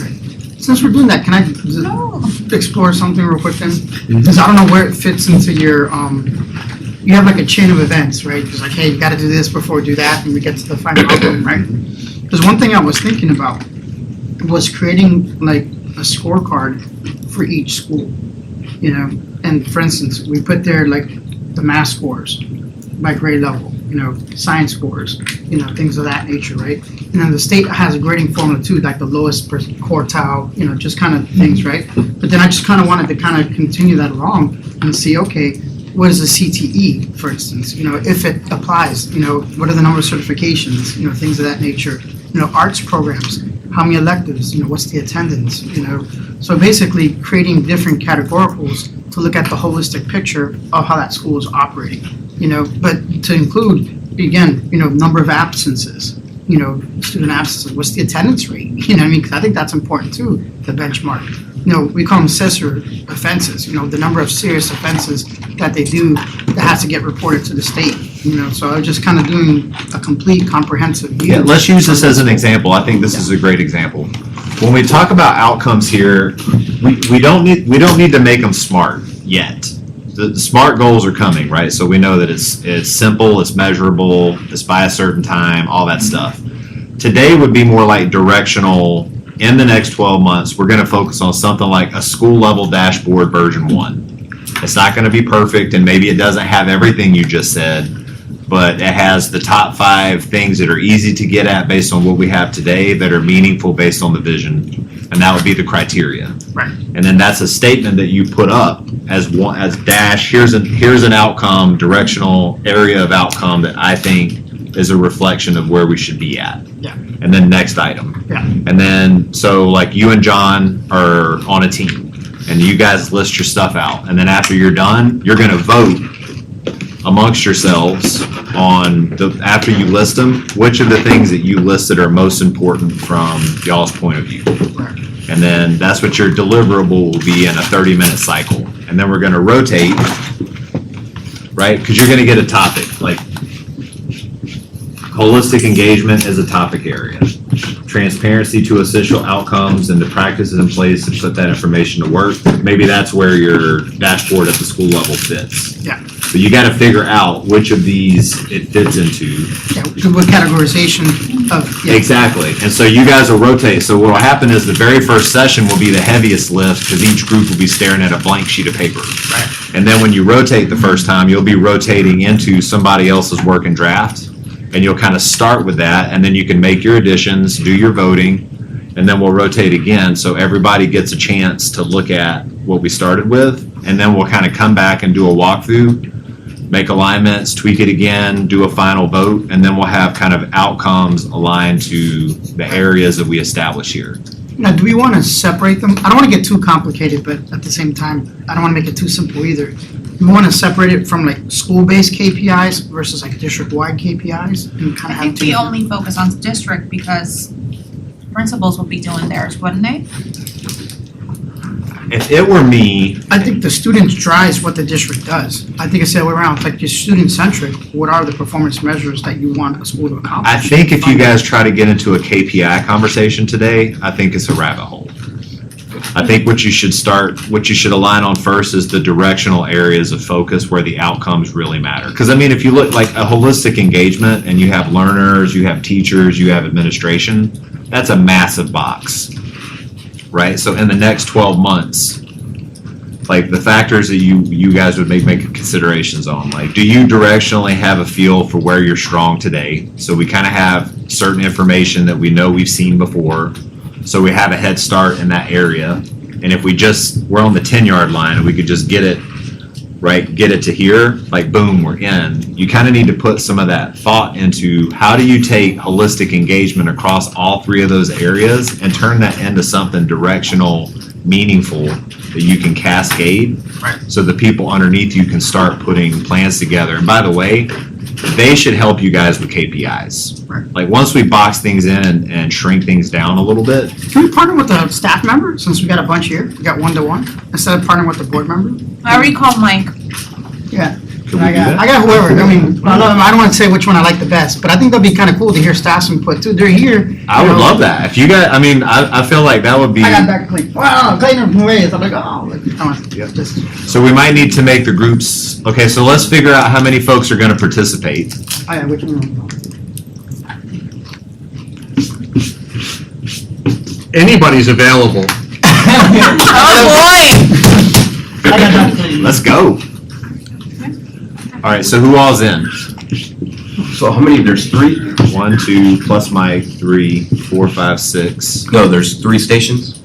Well, that's what I'm saying. Yeah, there's gonna be 3 stations, so it's now we need to know the total. 3 or 4, I see 4 stations. Yeah, 3 or 4. I just went ahead and pulled extra paper off, so if anybody needed it, I could get it to you Oh, okay. easier. Yeah, there's 3 stations. I think it wouldn't be bad for us to have 4 in each station, just for, clear idea generation. Perfect. Which is each one? What are the segments? How about, Holistic engagement, transparency to essential outcomes, and markers of excellence visible in the community. So I think you guys should take this with you when you go, so you can reference it. okay. So, I'm gonna start with holistic engagement. Sweet, which color you want, red, green, or blue? Mike is on my Red in team. the house! Mike's on my team. I got one other person. Yep. See, now I don't wanna pick because. I was gonna say, this is turning Let's into just- very why much don't we let them long. Feels like elementary school. I'm taking more. Alright. That's great. And I do think we have to have 3 teams because there's only 3 buckets, right? Right, yeah, you have to have 3 teams. Yep. Alright. I don't care who's on my team, whoever wants to. Green, blue, right? Green team. I'll be the Alright. black team, whatever. I get markers. I get markers. for excellence. Where there's green, there's blue, and there's red. So we already got 3 teams out.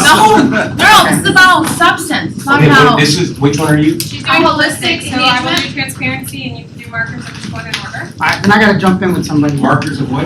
Excellence. Alright, so holistic engagement, In the community. Alright, I'll jump in with Heather. And so we wanna talk about like what are the things that we wanna.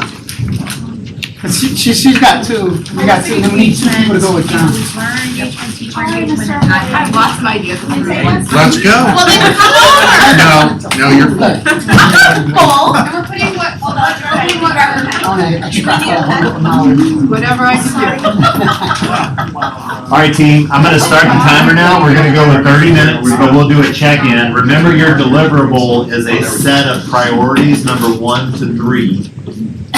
And you can have an asterisk or honorable mentions if you feel like there's something that could make the cut, but you spent time talking about it and it's important. Okay, and but when we get to switch, right, in the Yes. 30 minutes we switch? Yes. Are you gonna tell us when to switch? Yes. Every 10 minutes? The first pass might not finish in 30 minutes, so I'll check in in 30 if we need to allocate another 5 or 10 when I make that call, but then after the first pass, it will be. Okay. All right. Next 12 to 16 So months. are you? 12 to 16 months. I would say leaning closer to Yeah. that. 12. I experienced There you go. this in my Yes. What is it, how short I mean, So we know. Okay, so Yes. for our What are the first outcomes that you would section, want to goals and engagement, we're talking about learners, teachers, and Like the one that you just did, like So you said a what dashboard are at school level. Oh, so I think what the dashboard looks like, just kind of, Yes, we have a dashboard at school So what's level with a minimum of 5 major measurements. Gotcha. And we don't have to figure it out yet, we just, and you guys are talking about that. Like, there would be the point where you have to vote on it. Exactly, just the free, not the Just marker basic. going. So we still need friends. Yeah, so I like that idea, so we're creating a scoreboard.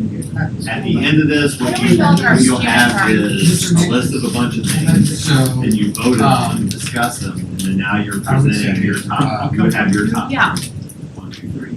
An example of this would be like Julie, are you talking about that level? I would say. So- Attendance, so we measure that, right? There would be a dashboard at the school. Yeah, there's a dashboard. things. There's Is it 3 or 4 dense or measurements dense? that are active at the Right. school level. And that's kind of it. You said we're Okay. assigning constant updates, or you want to. If there's something that feels important, take it No, further, right. take it further, just so Right. we don't do that, just don't get too far down the rabbit hole. Probably, it really And depends if you on the need to- measure.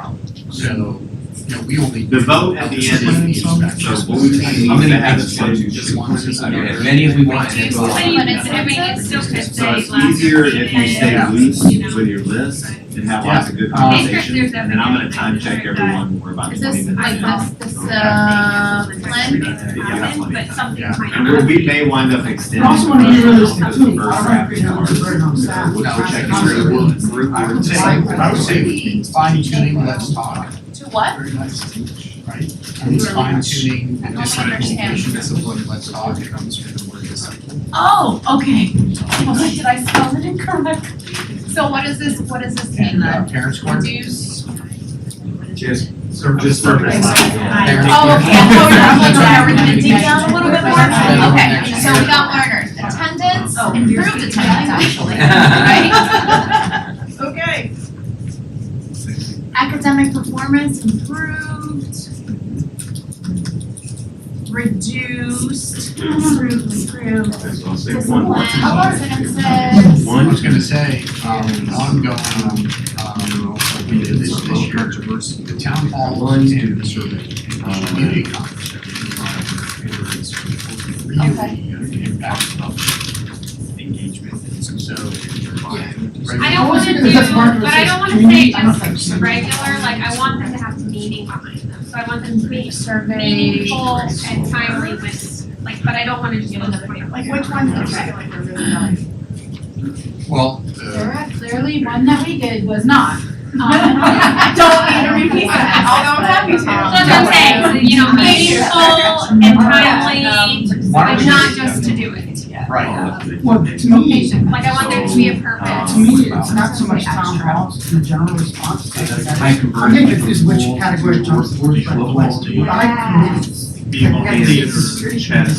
only get together when we have, we don't get together every month. It's like, walk around and we'll say, okay, look, there's 2 or 3 things that we- Well, we don't have to get into that now, because if we don't track it, then we're close. Maybe So- like it's so teacher engagement.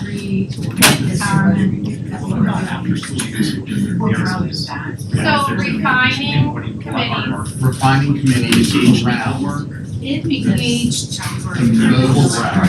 There's no standard committees. It's just maybe something we could, I know we're not talking about how we track it. Oh, well, that could be tracking academic performance. Okay. So teacher engagement, what does that look like? I think it also defines it a little bit there, since there are vacancies in classrooms. So teacher is like you said. Oh, Oh, no, you're right. Okay, I was about to disagree, but you're right. Improved, attendance, yes. Right, right. Let's say we wanna, say you want isolation time. Oh, right. What I'm saying is that, let's say that, yes, it's not like, we talk about the first year comes along. We told them. It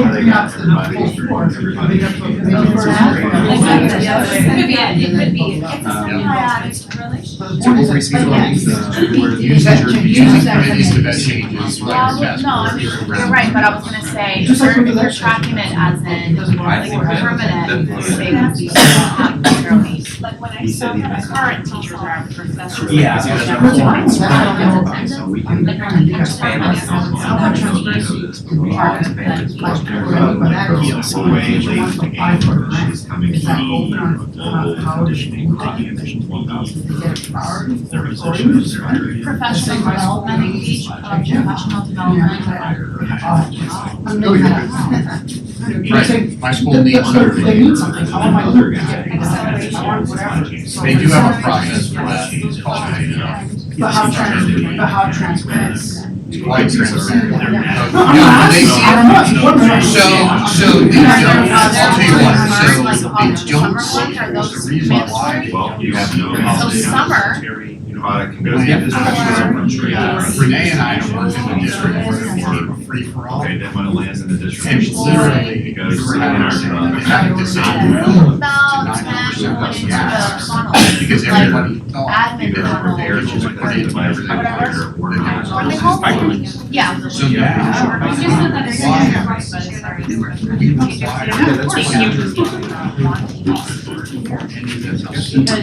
So we're not, like, you're not, We're making the wheel scale for all that. Yeah, we're world classing the wheel. That way when we go to Dell and tell them we're Sure. gonna do an international provider, and he's sitting there saying, here's our plan. think it is. We can do that in 6 months. No, just thinking. Work like everybody Yeah. else. Hey, thanks for being here. We decided on all the buildings in a brand new construction spec. So then I'm running real repair for GE. So natural gas turbines. So that was Transparency, you wanna talk about credit. So is that attrition? Putting something over. So reduce attrition rate. I think they will. Now, this is something. We have the opportunity to start from scratch. Which is separate. That's kind of, that's why I asked. So, I would maybe, like, I'm watching on Which means higher intention here, and so like maybe empowering, like, that is something you were saying at the teacher level for them to. Cut off some. That's actually amazing. He lives in Fort Lauderdale. He is not married. His kids are already in college. He has to see however often he comes to there.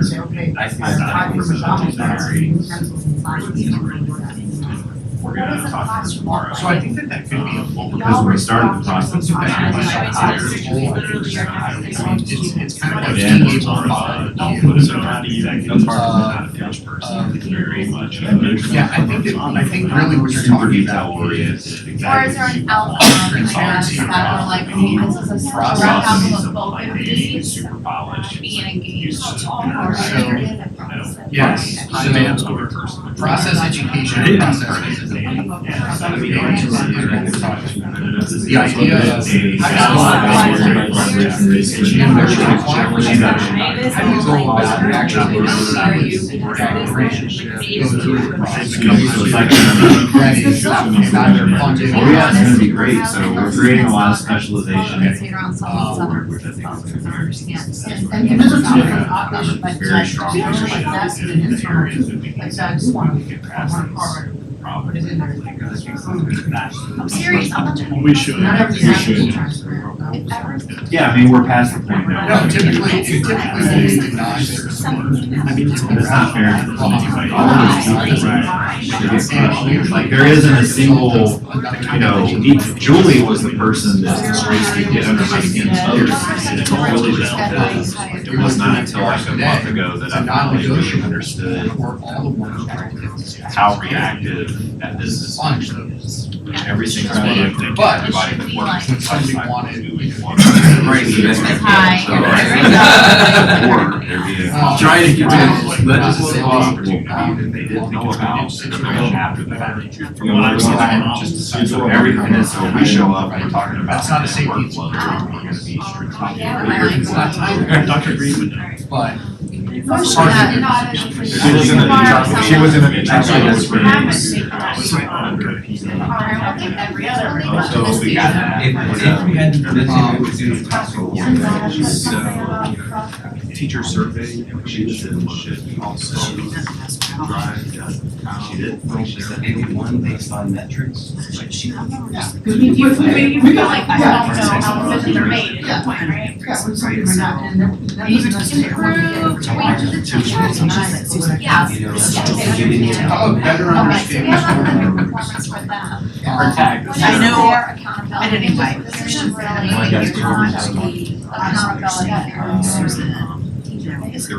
Maybe community perception. So for a couple of those, certain subjects are from the state, and that's what's called value added.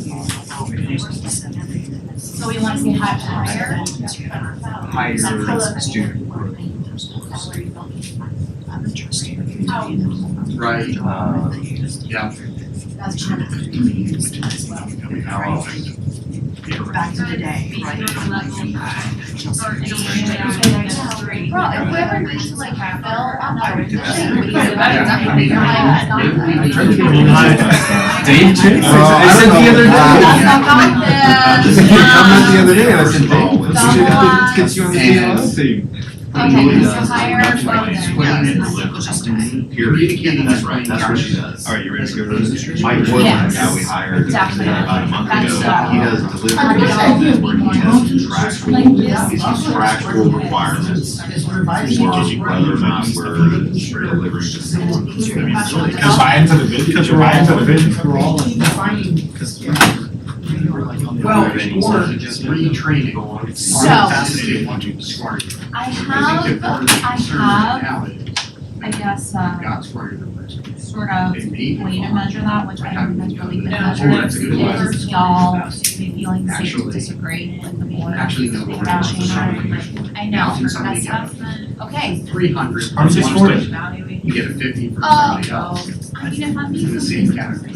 You know? like, maybe not so much here because I've not had enough experience with those things. It's like, we would go to like Saturday meetings and I'd be like, we're doing super great and we're reading right from here and everything's like this. And it's like, you know, like, I don't see your expertise coming through in those conversations. I mean, am I wrong? Tell me if I'm wrong. See, tell me if I'm wrong. No, I think.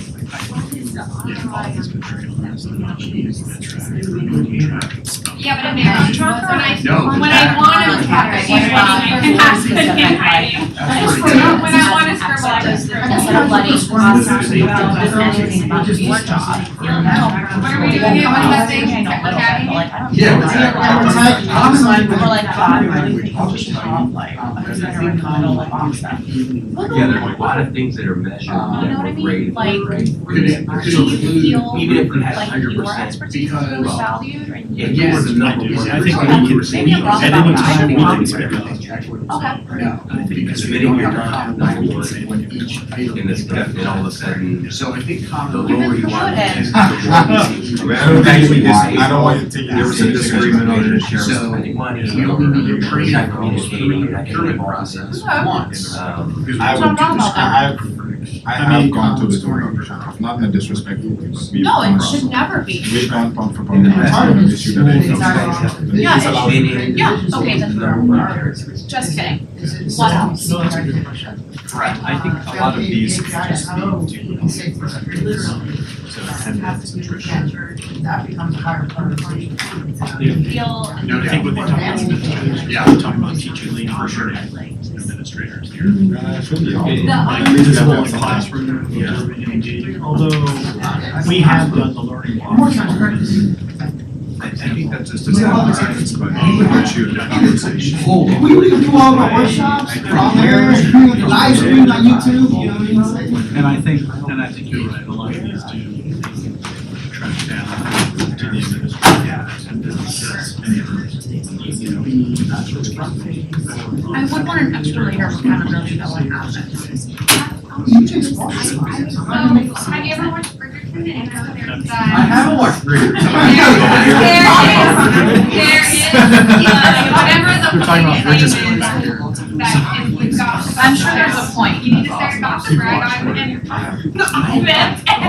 you be anonymous. You can have the limelight. I've watched it all. Yeah, we're still missing, oh, you good, yeah, so, yeah, Jen's highly Mike Boyle. Well, is there an attendance He's issue? drinking from the fire hose, we got him in the right Not position. a five He's minute around. but it's been all over. No, that I was a little bit nervous. I thought he's made that great decision hire, and so I kind of knew that this role so easy and so bad. So I was like, he's be good. He'll be I mean, you know, like someone like a Justin Twitchell, when you're gonna put him in front of someone like a CTS, it's like it needs to be good. I'm sorry, it was the guy that Justin. Remember whenever you didn't have someone. There's other things we've been able to solve. Like, Yeah, Well,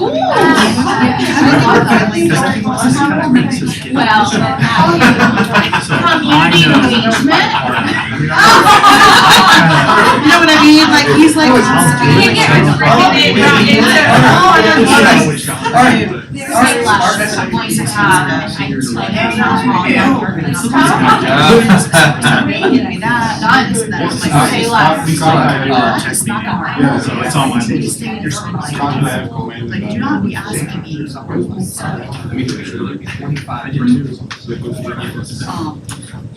engage, yeah, improve, I'm saying improve, because you're doing it, but like, Because I think like that. Yes. I know we're not a cabinet. All understand. No, it helps, it helps. Let me tell you, I went to, for IBS sometime, Super good. That's what I'm saying. Yeah. I've seen it I need before. a white boy. Yeah. Some of this shit is in place. Oh, yeah. And we're just going to the next like He's year. also, it's awesome. He's killing it. And it's like, oh no, Scott, we're bringing somebody in. You have to take her last year. Communication.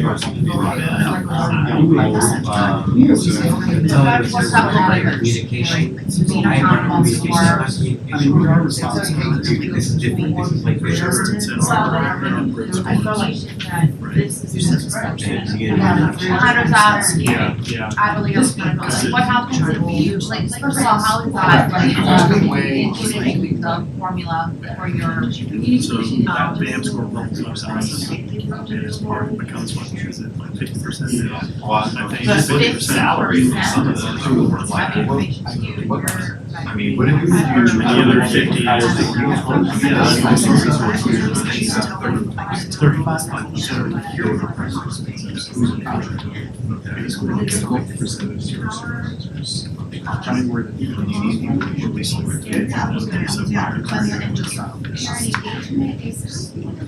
So that's a good question. What's the client? So the next person we hire, we're calling the Sometimes that happens. delivery manager.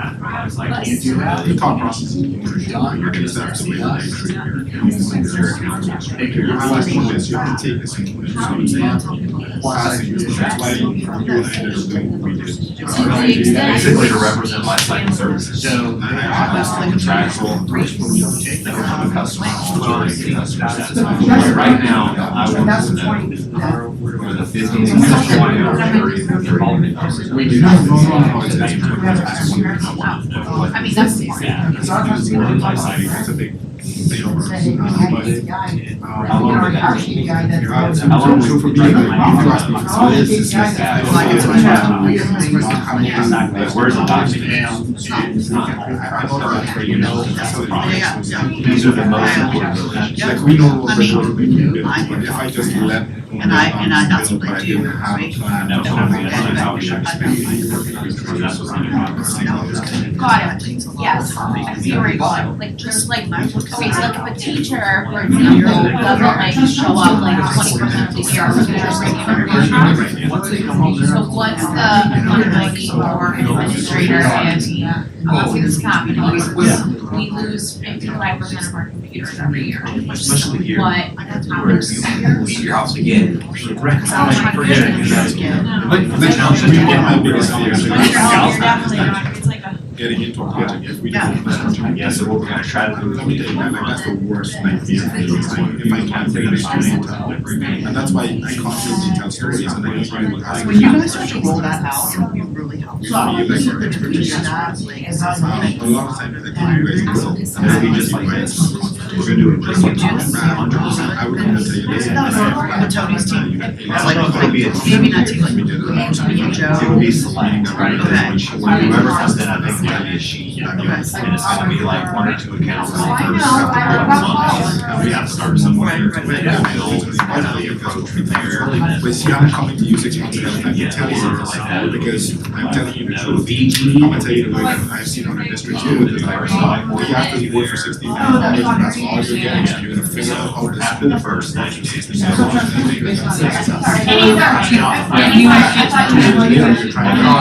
Second,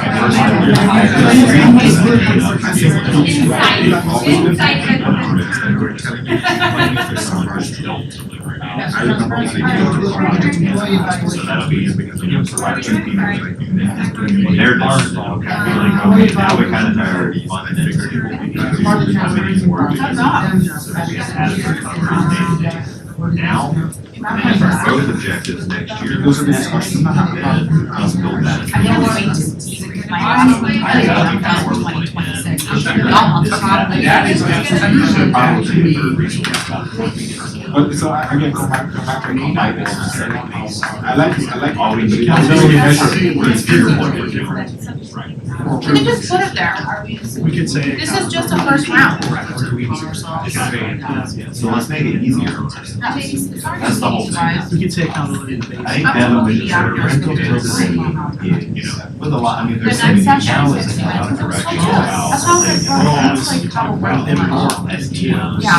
Will come as well. It's like a combination. You know, if you don't organize cycle, then you do not understand. So, purposefully, I have never had the board training. And what was the time for tomorrow? Whether it was Sean Holmes. I think for administrators, Easy. it's really good. Or is it I think having the right structure, you know, There are so many standard. having the right And structure. it's just really complex Because we've been for them to we try have to taken manage this that. If you ask me. Causes, well, and also like I'm just constantly somebody explaining We've things. been accustomed to doing this all the So, time. yeah, so I, And so Devin- we've always backed what we have. I was like, AI is trying to manage. because So when I started talking about this, yeah, and I'm not complaining, I'm saying that having the right. I'm saying having the right structure based on how it looks like administrators. Yeah, no, we've. So what we got to find out, you know,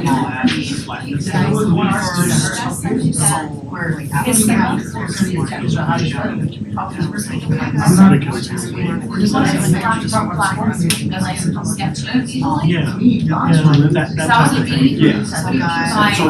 So that's good. But like, That's the good part.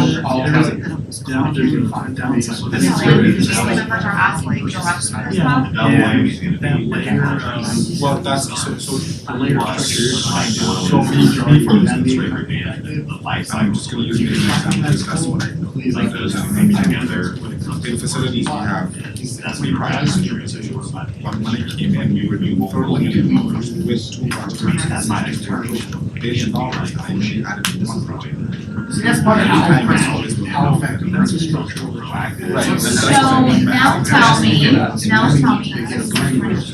So now tell me, what is the negative side of not having that much oversight? Like what is it costing the district? What is it costing? Like what is the yeah. So there's a lot of fun. When I have one guy that goes Perfect, that's what we look because for. if he leaves, he might be so focused on making things that might benefit financially. And could miss things, correct? So that always happens. Because then we would, they would. I don't know. But really, but ultimately, the issue is, What are we the closing? you don't have to.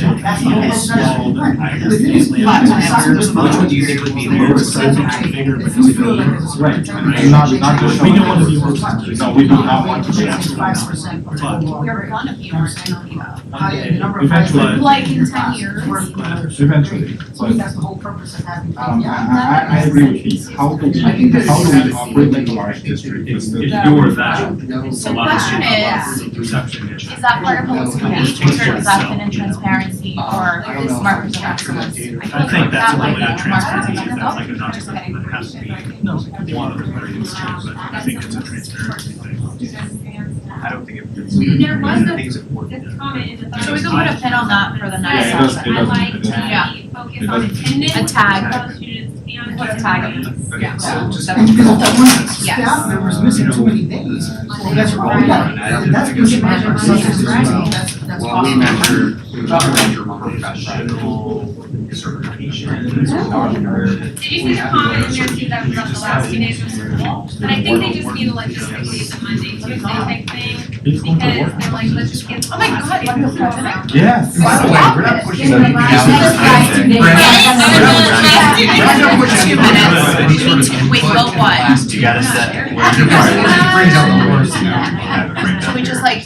Number one, number two. Oh. Yeah, you gotta do it. Do it at the We beginning gotta of do school. it. Of We gotta do the it right chunks or each Yep. chunk gets one, Yes. two, Because three. they're all Well, back you in. wanna figure out within You're like, the there, it's landscape gone of what from you my have there, mom's. what your top three priorities are.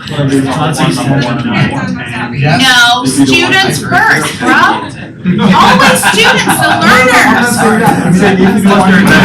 Those are all efforts. One, two, The three. lineup. These all look like efforts. You know, who works in our But department. Yes. attendance is really what it is. Yeah. Attendance I should mean, be the that's first an priority. issue across. Because you- So improve attendance. And that, we're making headway. Org charts. Right. District. You see what we- I would try to- Is that something that's forward? Yeah, I would try to figure out what your top five is across them. Got it. One number. So just do the voting the way that we've done it in the past, where you just kind of put the hash mark, give You've everybody. already taken your paper a lot. Color? I don't know if I have black. Your choices are black or black. We're getting. Black and black, okay, well, I can say black. Which means they would, they have meeting charts. Alright. Not all of them. Not all of them.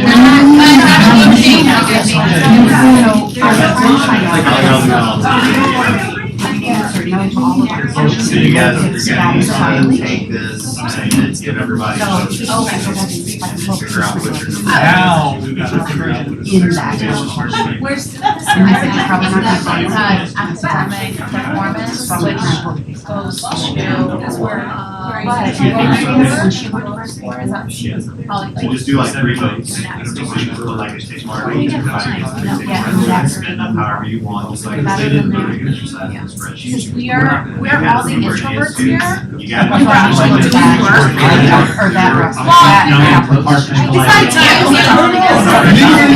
I am not an extrovert, bro. Oh, yeah, okay.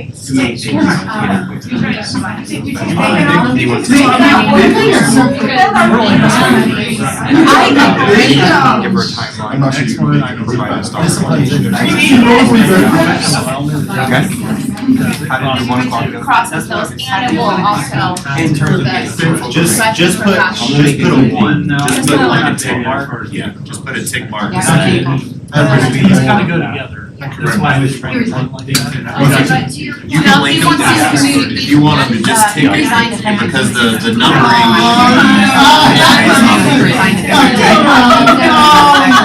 Yeah, those are linked. Okay. Alright, just. I gotta be mounted by. We can tag it.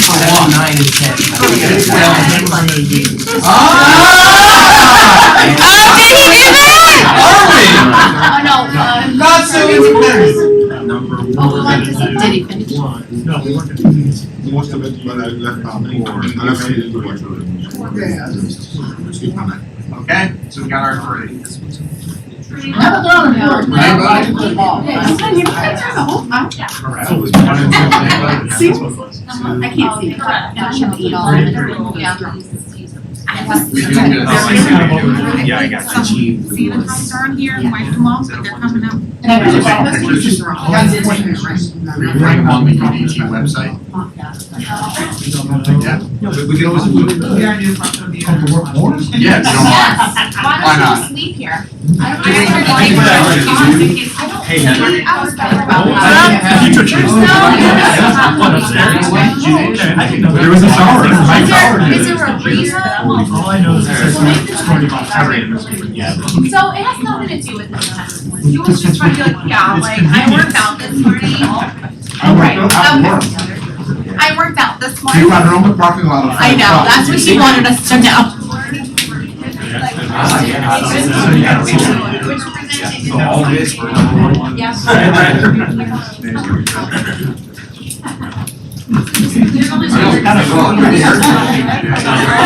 There were things that were coming across. So okay, that's perfect. As long as you're in alignment. Well, they're not in alignment because it looks like I need to read it going that way. Yes, architect. Okay, so Mason took. No, you can go ahead and look what like. we're gonna do is let Terry, Yes. we're gonna have you present kind of the Oh, findings. no, my team is so Go back, you good. need to look like. Okay, You got it? I am an introvert. Oh, no. As soon as the routine is done. No, Sarah. I'm an introvert now. Oh, no. I'm gonna take my house with me. Wait, okay, what? I'm sorry. So, worse or better? It's just. It's just. You feel bad. Yeah. Are you talking about Myers Briggs? I'm still an INTJ. No, here, let me help you out. Been an INTJ. Everybody. Hasn't changed. Everybody gets a whole marker. You get to make 3 votes. The way that you make a vote is you put a tick mark. got consensus. If you already have, Consensus on 13 things? if you already have. Well, we've come to a natural conclusion about what together we are. I mean, we're, right now. There's a 2-minute time lapse to We build the have entire school. Yes. I have, you have your number one. Then you need to- I know. You were doing all the graduation stuff. You don't have, but, I mean, at some point, like, it's pretty cool if you can show the school built over 2 minutes. We're gonna wait. I'm gonna have the group leaders present a summary and let the other groups ask questions so that everybody has context before they go. They still have a whole month. No, just. I really don't think I should be with tomorrow. Whoever facilitates. Oh, board member. We'll move our forward. Yeah, your board Board member. Yes. I'm pretty sure you were my. Results. No, Julius was. You have 2 board members in one team? Oh, I guess you have to. Is that better like protection? They weren't cheating, they weren't cheating. Are we ready? We're letting. Are you on first? Blue team's almost done. They're still working. Harry's ready to roll. I love it. I'm on the chair. She can do it. Do you have a buzzer? Chair Kate, do you have a buzzer? Timer? Put my timer on? 5 seconds? I'm kidding, I'm kidding. I think this becomes a result of 7. Yes.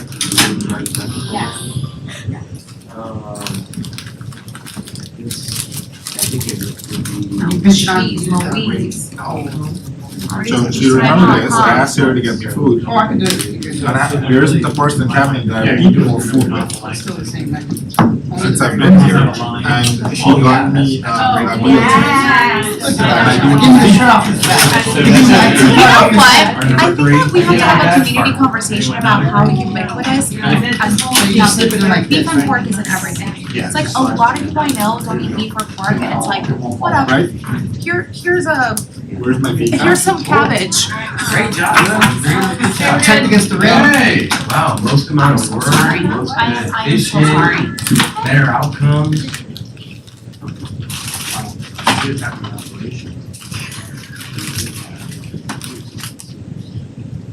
Dude, they had the whole soup over there, and they didn't get anything done. We just road swap. We got a lot of accomplishments. Yeah. We went for quality, not quantity. Yeah, just join. You can achieve both, apparently. I just stand right here. Well, I can work that. We were doing complicated math. You need to return the favor to me sometime. Okay. I thought it was Workforce. WSC. No, or even like this. High conversion from school. And then That's probably the- forward meetings. I wasn't here. Which one? Employees or. I appreciate the support. Oh, Jesus Christ. Just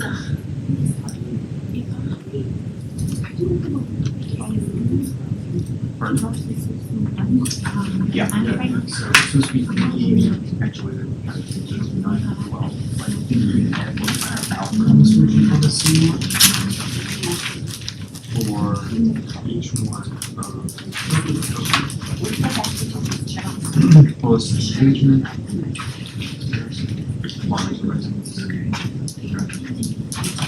All right, are we ready to rock and roll? I was born ready. Okay, Terry, okay, so everybody come over here, we're gonna huddle around the red team. Terry. First of all, I'd like to say this was a team effort. I simply facilitated the conversation. I'd like to thank my co-team members, my co-chairs, Mr. Thorne, the Grammys. Dr. Allen, thank you. Okay. So, Well, the ideas are good, it's you. Yes. no, I am not that kind of leader, bro. Hang on, just groundwork. Whatever, Okay, when- this is just groundwork and Hey, we put Terry, a lot of hang thought on, into this. before you get going, I want the group to understand, your job, as Terry walks you through this, isn't to challenge the point of views, is to make sure you understand their perspective, so whenever they're done, and you guys rotate through, you have context when you come up and look at it. Okay, Put all so the ask clarifying rubric. questions, but we're not debating things or rubbing our ideas against each other or anything like that. Okay. Thank you so much for that. Okay, so we took on the holistic engagement, focusing specifically on our learners, our teachers, and our admins. For the purposes of this conversation, our admins include folks that work in the district as well as the admins in the schools themselves. So based on our conversations, we thought that attendance across the board was important. Why? Because you can't do work if you're not here. You cannot do great things if you're not present. So attendance is the number one thing that we want to improve, of course specifically for our students, our learners, but also for our teachers, right? We want them to be here, we want them to be engaged and to form those relationships with the students. The next, Terry, in y'all's conversation, was that something where it's like we need visibility there, and then we need to have actions in place to try to drive better attendance in each of those areas? Like, Yes. yeah, okay, cool. do we want to talk about those right now? Hit it, yeah, I mean, if you feel like there's something there that's valuable contextually, just, Well, specifically when it comes to our teachers, it's just them, the teacher being present. We don't wanna have a substitute, we don't wanna have a vacancy, because those relationships aren't being formed. And that feeds into our second section that we wanted to talk about, which is academic performance. Yep. And so, again, people who are here are able to improve those academics. So that is across the board for everybody.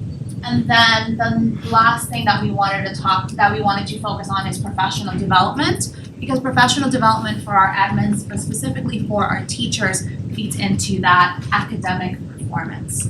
It's all Holistically. related. It's all holistic, if you will. Yeah, Interesting. What So- questions do you have? So one is attendance, two is Academic performance? academic performance, and three is professional development. Yes, sir. Okay, got it. What other questions do we have, team? I think those are, I'm sorry, we don't make judgments, right? I mean, it's just saying. No, I really, I gotta say that I really appreciate, kind of drilling down to what the key indicators are. And when you think about what the high yield strategies are for improving outcomes, it's nice to see that the two big ones are bookending. Attendance, you have to be there. And then professional development, how well do we develop our folks? So, I think that all feeds into higher student growth scores, improved achievement. So, yep. Thank you. Good job, team! I like how you guys tied everything together too. Yeah. It's not just independent. Yeah. So That's just, really good. just as a That note, was stuff, Mr. Thorne. I don't know, it looks like sloppy writing to me. That database, relational database, right, finding that. just as a note now, so perfect is not the objective here. So Right. whenever you go through and the red team does a great job like this, your goal is not to create a whole nother sheet of paper. Right. Your goal is to just iterate on what is already there. That way we can kind of accelerate through, because in the end, we're gonna come back together as a team and then break down the top level findings in each area to finalize them. So they don't need to be perfect as you guys rotate, they just need to be. Okay, but if they've identified three, when we come along, Yep. and we say, we have to work off of those three, or can we look at any? You can look at, well, this is the whole thing, right? If you step in and you look at those and you say that those three are good, but there's another way to look at this that we don't think they considered. Now we're gonna add that. You can do that, Okay, but don't start from a clean piece of paper. understood. Yeah. Makes sense. Thank you. All right, Heather, take us away. All right, our team had transparency to essential outcomes and the practices in place to put that information to work. We have common language, and that language is information and insight. So our top three things, the first thing was the dashboard of publicly available info. I think where we all get with that is our community, our constituents, our stakeholders, our students, our families can go and have somewhere to find that information themselves. And it's out there readily available for them, up to date, accurate. We are being the most transparent district that we can possibly be because we are feeding them the information that they are seeking. The second thing that we said was fine tuning all of our district communication tools. So we listed out Let's Talk, Parent Square, our organizational charts. If our community is aware of what our organizational charts look like at the district level, the school level, all across, and they know who they need to contact or communicate with when it comes to things that helps with transparency. Our website, our social media channels, and including our survey results to drive our direction when we're doing anything that we're doing across communication in districts. So just like we're doing today, using the insights from the thought exchange that took place in order to help us drive the direction that we communicate in today. And then finally, common language was another one that we thought was important, that a lot of times the things that the community, the teachers, the parents, when they're finding some kind of issue out there, it's just because they really don't understand the messaging that's getting out to them. So bringing it down to common language, taking out all of the jargon that doesn't really make sense to them, and making sure that we're speaking in a way that they understand, that is clear and effective, and that kind of helps us do all of the other things too. If we have that common language across the board, they're talking the same way we're talking, then we're going to have better understanding and transparency with each other. Questions? Love the common language thing. So to Heather's point regarding common language, if I could just kind of take that a step further, where we typically see the breakdown in communication is when community engages with each other because there isn't an understanding of what's being stated here, or we have not been clear enough. here at all. So when we're unclear here, we can go ahead, we continue to talk with each other, and it seems to make sense to us, but it doesn't make sense down here to these folks. Well, they'll create their own narrative of what this is because they have no other schema than what they understand it to be.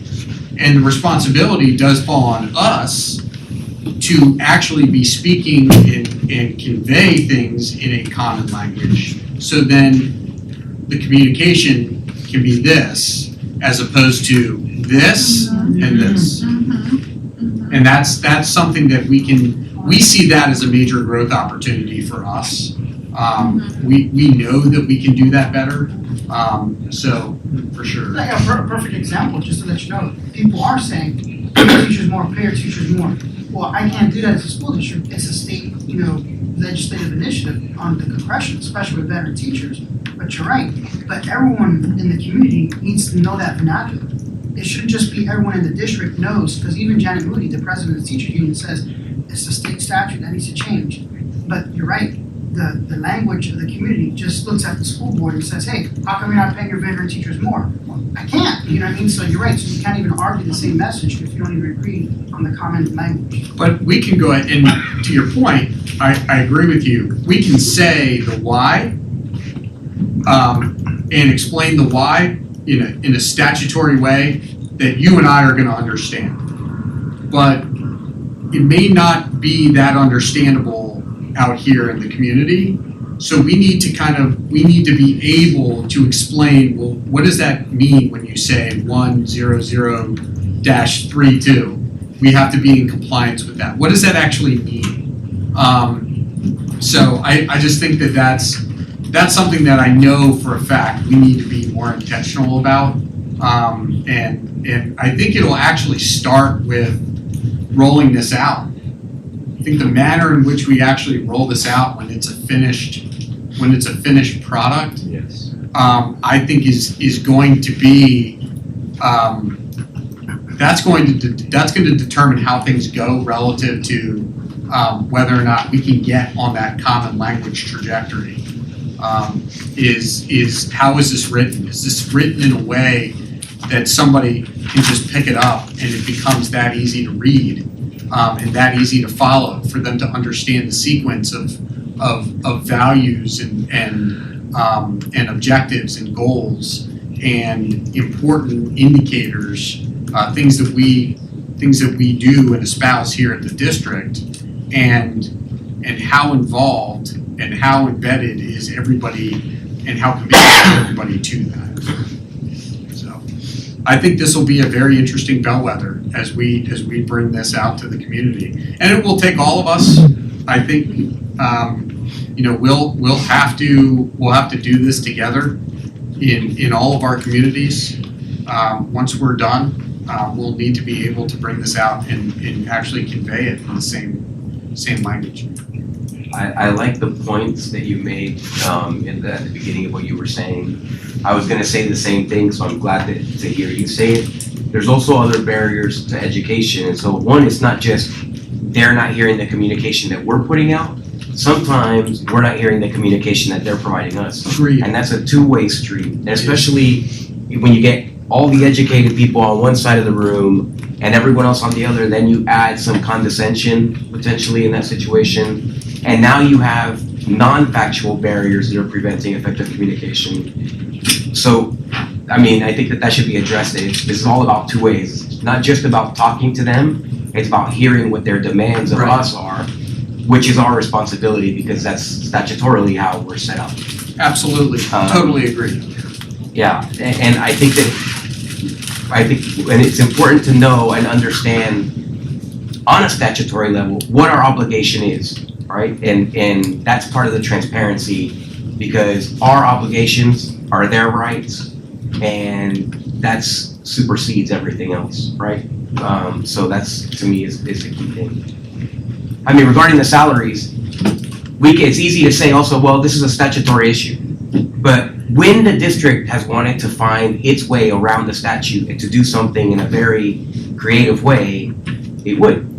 And when we don't, then everybody throws their hands up and we're like, oh, well, statute says that we can't pay, but the veteran teachers that would apply are a small percentage compared to all the teachers that are affected by teacher pay, right? The veteran issues is a small percentage of our entire teacher workforce. That's right. So we really need to start thinking about their group as a whole also, because they'll be phased out eventually, and then we're going to be moving into, people who have never had the same, they don't know what it's like to have lost what the teachers lost. So I think that has everything to do with how we prioritize our money, not with statute. Perfect. Okay, Green Team. Anybody else have questions for Green Team? Common language is awesome. Yeah. Cool. It's really good. I'd like to just add a comment about the common language. It's not just common language, it's user-friendly language as well. The consumer, that made me think of what you were saying. It's really thinking in terms of who is our consumer. Yeah, knowing the audience. Yeah. Perfect. Okay, great. Who's going to speak on behalf of Blue? Is that you, John? Me too. All right, so for ours. Hey, leadership, baby! Woo!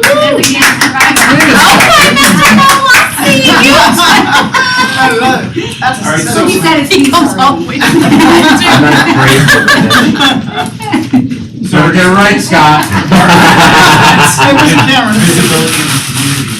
So we talked about a bunch of different things, really looking at academics obviously being our core industry, but then looking at our communication and visibility in the community, our involvement in the community as well. So we kind of narrowed it down to three areas. So first, number one was being top 25% in the state. All academics, all right? So our second one was doing like a phase 2 of our town halls, our community and staff conversations, just ensuring that we're having that high visibility in the community as well as the two-way discussion. And then our number third, that one was here having stewardship of our funds, our resources, ensuring that we have our results are matching what we're spending, we have that return on investment, and we're being good stewards of the public's money. So those were our top 3 as far as markers of excellence in the community. Were there any, because you guys did more so than the other teams, you guys canvassed it more. Were there any interesting conversations that you guys found you spent some time on kind of getting to the top 3 that you listed? The most interesting thing to me was that, so I was writing everything, but they were leading the conversation and they were all on the same page with one another and they had an understanding of what the district needed. So I don't remember even what suggestions were mine or if any of those suggestions were actually mine alone, because I was just writing as they were spitting them out. And so they all knew exactly what we need to do. They all had a very good feeling of what the community was demanding. So, it was just a matter of writing them. Their conversations amongst themselves as experts is enlightening for me to hear, this is what this means, this is the impact. And then they consolidated them all themselves to pick the 3. So I was just kind of learning as I'm writing, and they kind of drove the entire process. So it was interesting to me that it's not like this was their first conversation about this. Yeah. Right? Whereas it's me here in this exercise, but obviously they've been thinking and chewing on this for a decade or so. It would be one of the greatest hopes that I could have as a facilitator in a process like this for anyone to notice that if you just asked more questions, your input really isn't that important. It really isn't. You know what I mean? Like, there's a lot of smart people in this room, but the way that we get to outcomes is all about how we get on a single sheet of paper. It really doesn't matter who has the best idea. And you'll find if you go through this enough times, and I've probably done this 40 or 50 times, I've never been in a scenario where it wasn't what you just said. Regardless of the teams and the differences, and like sometimes we do like this is very leadership level, but you can get in a very mixed setting where you have executive leadership, middle management, and line level, still the same outcome happens. So the individual points of view that we get so bound up in that paralyze us or cause all the conflict, like 90% of the time, we're on the same page. It's that 5 or 10% that gets us. And you got to learn to punt or tag those and focus on building consensus first.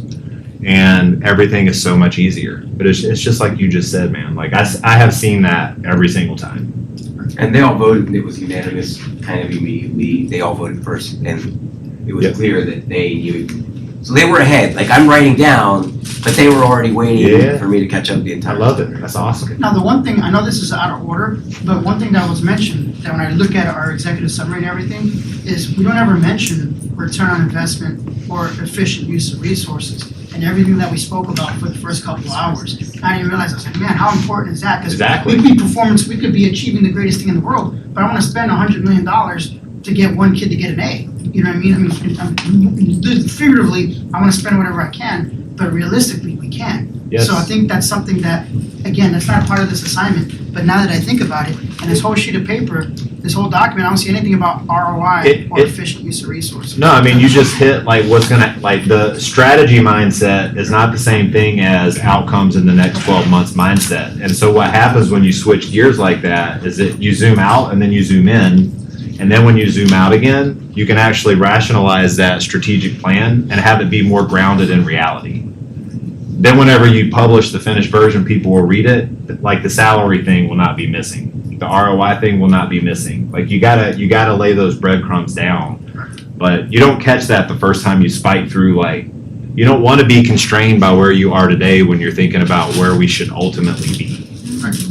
And ours was markers of excellence visible in the community, right? Yep. So really, we could have just consolidated just to this one exercise. I think it would have resolved all of our problems. And then we had the 3 smartest administrators doing it. So really, this was all the only one that we needed to do. Love it. Got it. Nice. Dr. Shannon was leading our conversation. Drop the microphone. Exactly. Exactly. Tuesday night. I love it. What was your SAT score, Scott?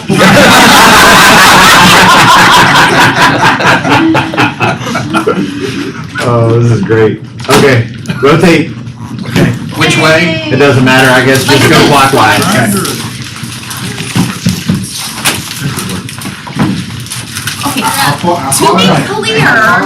To be clear, I am flexing. It's not an extrovert. I think we're gonna add. Go to a different one, and then I remember. I was gonna say the same thing. I am an introvert. So You know we how can add it. at home, We can go I ahead and literally add crap. any issues that are All already the listed. So it can be, More time. it can be that we wanna fine tune what we've already identified or something that they haven't identified. So there's 3 areas that are top 35%. I wasn't at a meeting, so I don't really know. I guess my question would be, They're on holistic engagement. With learning, we're not trying to. We did.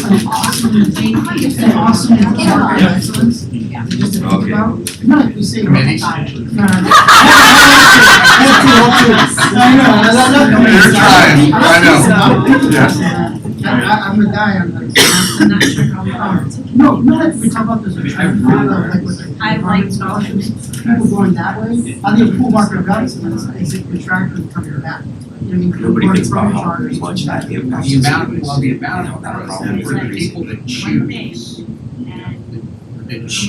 our Versus a private. versus their other options. Yes, I think that was the excellent, 114. Because I saw the conversion rate, well, here in choice, for the school district of choice. Yeah. all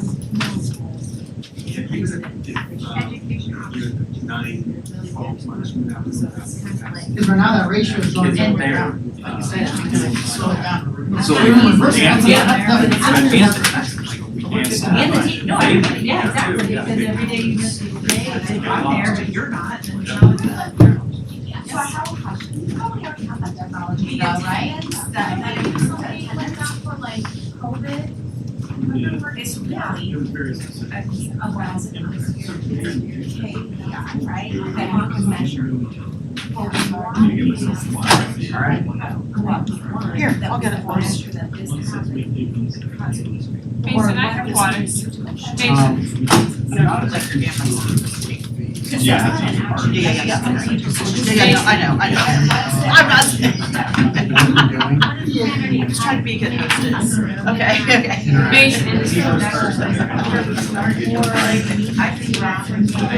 I was also from. Continuing to get out to the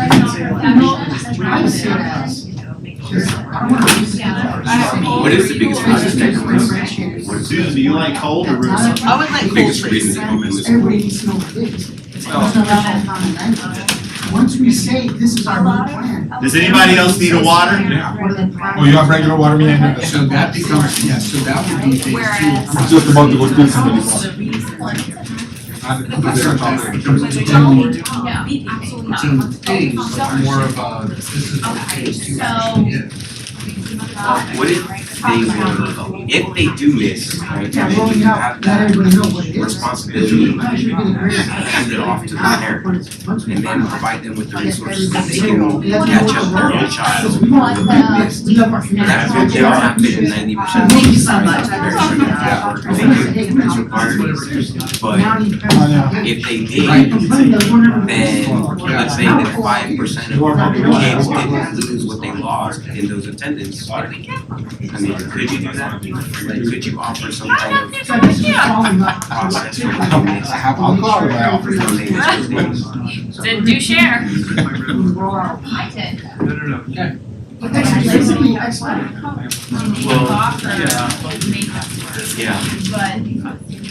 it's often hard because if they miss the actual. Yes, the instruction is really not involved. We did a state education. And what about online instruction? What about like if we were streaming these our classes, right? So that if you missed, you were sick, you went home. What percentage of kids being sick is them? They're Really being sick. Yeah. Really Actual water. I mean, it's hard to know, but you also not only have the kids who miss today, but the kids come in later, early. That's actually on the stats, I think. If they're coming in late for a game, well, they're always missing the first or second period. If they're leaving late, they're always, so then they're missing the same subject. I think you want to wait. Even though they're in the present, So I think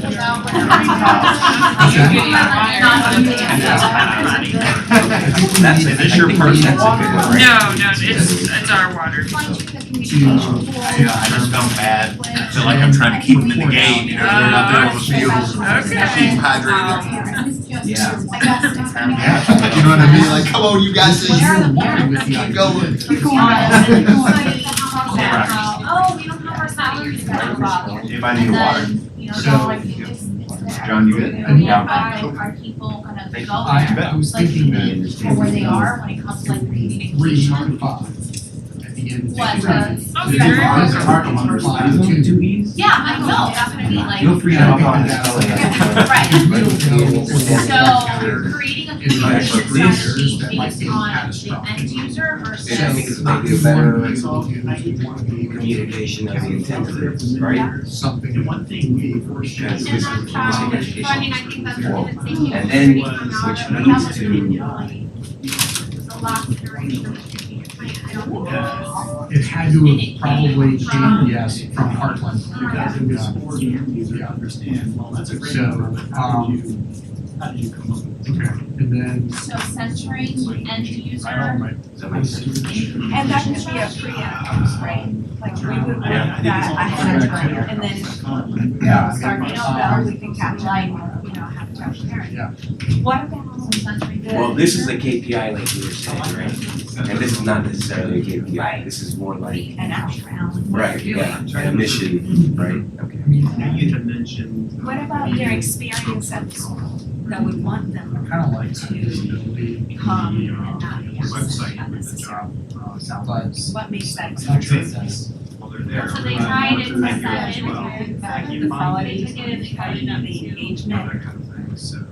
in the instruction. And some of it maybe goes to that. Now, one thing I thought about Years the number forward, 10, what's the was just just that we that discussed feeling that. you have and ability to think back to the culture of When I think of that, we don't miss I feel like school once unless a we're year really we have sick, like you know, you don't, it's like that work ethic, building that I think that should be. capacity Well, written, no, I say within our kids, like, I knew I felt tired today, so I got to school. You know? But it's the weirdest part of their website, nonstop. One item with a Just because of the amount of time we have left, about 30 minutes, if you guys could do like 5 What are we? Anything you need to clarify or expand? Actually, hours, it's well. Just, we have about 30 minutes left in the agenda today, so. Is it 2:30? It's 2:30 already. No, Yeah, it's and like. that's what you guys are asking. Time flies when you're having fun. I'll never have a word well. On the first, Monday after summer break. So what you're trying to do here is personally delivered to the classroom, right? That we applaud it with the class, you know, like, this is Okay. didn't miss any days this 9 weeks, you know? We're ready. Just I remember that when I was here. We have 30 minutes on the agenda. Clarify. We could do this like Perfect. 5 minutes, family, There was no community, way to do health. which I was not horrendous as a young Yeah, child. it is. I mean, I had no idea. Final committee. So what I see, so here's some action behind So, the idea of a Oh, I love these committees. Who was no committee, Karen? Who was no committee? We wanted to do You something. think Leslie? Others would recommend Yeah, Others Leslie. next so the academic performance It should be done in addition to their number 2. No, I mean, right, no, they constantly do that. Ah.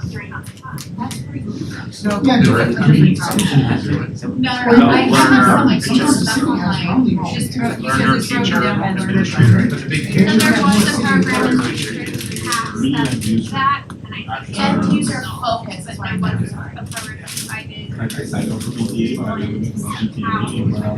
Yeah. I think it was Okay, actually, multi-channel communications, which I think we already do, we're comms people. They're in the window.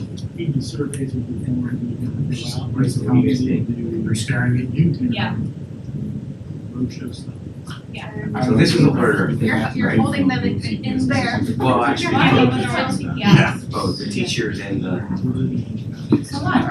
We have a I think it's just choice. to keep it moving myself, but I think for the learner, the teacher, and the administrator, it all comes down to culture. That's what all of this is. This is what we do. This is who we are. This is what we do. And No. user focus. And So, if keep we're getting not our doing shut. it, we're gonna teach them, and we're gonna practice That would it, get we're going to. Yes. Right, User right, I mean, focus. it's, you know, here I'm just looking at administrator engagement. Administrators are visible in the classroom, they're observing, engaging. You know, they know students by name, attendance levels all the time, staff, students are showing up, they wanna be in C plus, you know? It's just, it's a culture. They put C plus and turn into. And everybody has to be on board with that. She just gave me the short straw. No, I didn't. I'll do it. I'll do it. Mike, Like, I don't even know what this means. Tara and I have been keep falling back. A lot of these. I've already done it. Yeah, we're going to. Okay, first of all, introverts are meaner than over. Sometimes we're generally. You know, an expectation. By the way. I do not see that. I give up. I give up. It's good. Now it's. Not explain.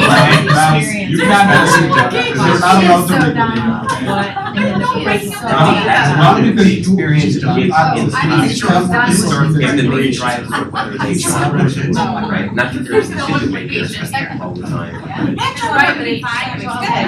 And the parent. This goes back to the previous conversation. I will and I like your communities and their family school, which is lending itself to having a negative experience. Yeah, Then they're not wanting to go to perception. school. And if their parents switch one, well, that's the easiest thing. Oh, that's what you think. I'm excited about going over there. We're on the same page. My dad, we didn't know what to do. Because this one is styles.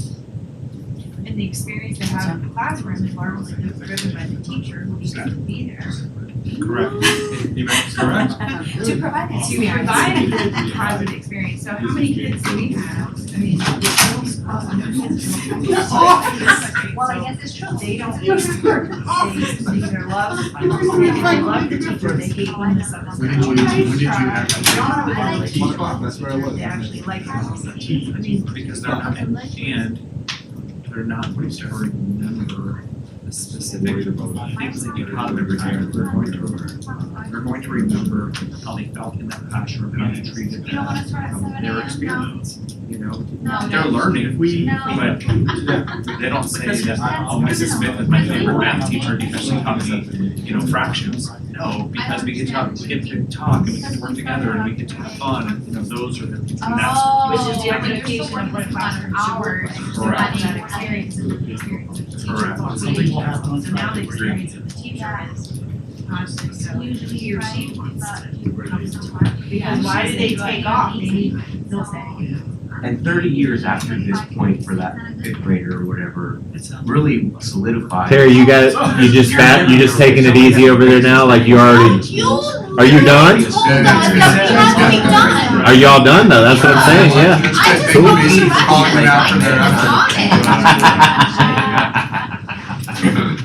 I like how Mason called you guys out. You might as well just take this one over. You know what? We just finished. Thank you. They were faking it! We've been done. Since the last time you told us to be done. Okay, cool. We've been ready, but because they're over there on their hands and knees. He's wrapping up right now, so we'll let them kick it off when we get back in here. Well, we have knowledge that this is what it's teachers come and attention. That's right. So you and it is brand new teachers. I'm your first year of school. How to and it's not taking it's how to remember our academics. It's recognized to me. I don't like this is something that are that has to be. Every night. Yeah. So. I'm good. Mr. Efficiency over here. All right, John, you ready? All right, teams, let's huddle over here on the holistic side of the house.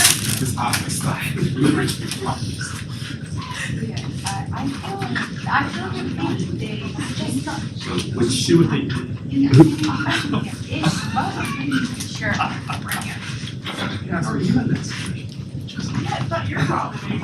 Hey, Mark. Mark, if you guys migrate over this direction. Paying attention. That's a lot of writing. I will not disturb the class. I will not. That's about 1,000 of them. My wrist was strong. All right. All I see is C+. Sorry, I thought we were supposed to grade theirs. Oh.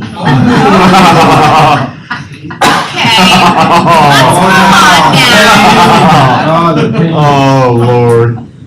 Let's go. Can I move on? Yes. Okay, great. So, obviously we started up here, great foundation as far as attendance, impacting academic performance. It really just all tied in together, and then professional development supporting it. What we really thought though, and wondered about, was the fact that the attendance is a KPI. You can measure the attendance, but how do you get there? What happens in this case? So,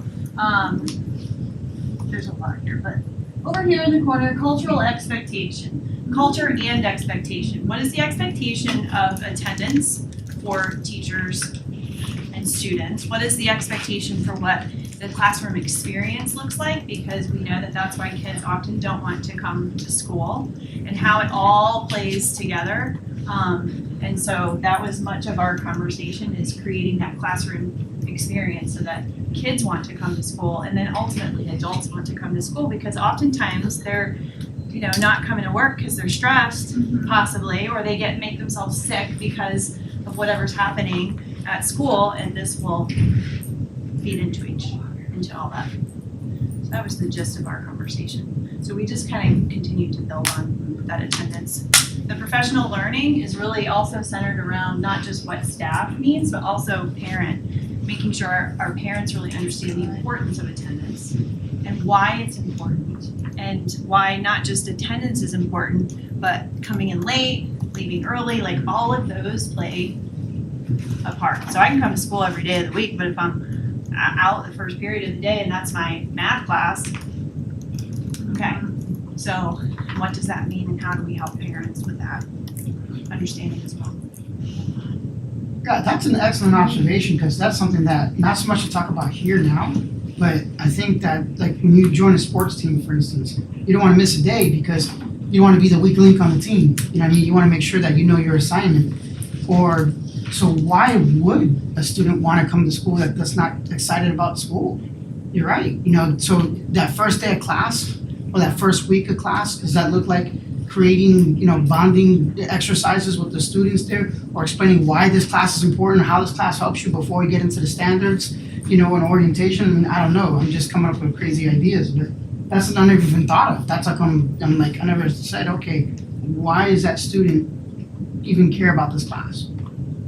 That's the conversation that they had. They really went deep into talking about all those different parties that miss school and why, to get to like the experience, right? A kid who's in school, young, who hates school, doesn't come, and then the web that it weaves, because a student, I just made the observation from listening, but a student who's in the 5th grade who hates school, 30 years later will be over there having a negative view of the school district. Or you're gonna have a 5th grade student who loves school, who went to school here, and 30 years later, they're gonna think that immediately that this is the greatest school district that ever was.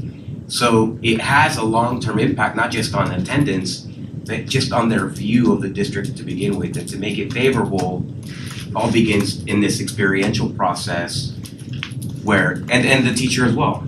You know, so those are things that I didn't consider. I kind of think of like the School of Rock, right? I know it's just a movie, but you know what? He connected with each student. Hey, you're my drummer, you're my singer, or I could be a singer. I mean, I know that's maybe too delusional to do that, but well, how do you recreate that movie, School of Rock, in a regular classroom, in a math class? So a lot of, I'll tell you what, a lot of this actually goes back to how does a school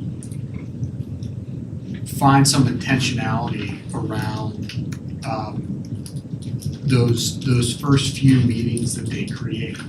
So one of the things that we've talked about is front loading a lot of parent and community activities at the beginning of the school year. So we've talked about the Meet the Teacher, we've talked about open house, we've talked about report card conference night, all within the first 9 weeks, in order to help kind of create that relationship, especially between the parents and the teacher, so that the parent actually experiences the classroom as much as the kid does, so the parent knows that there's a reason why my kid needs to be there.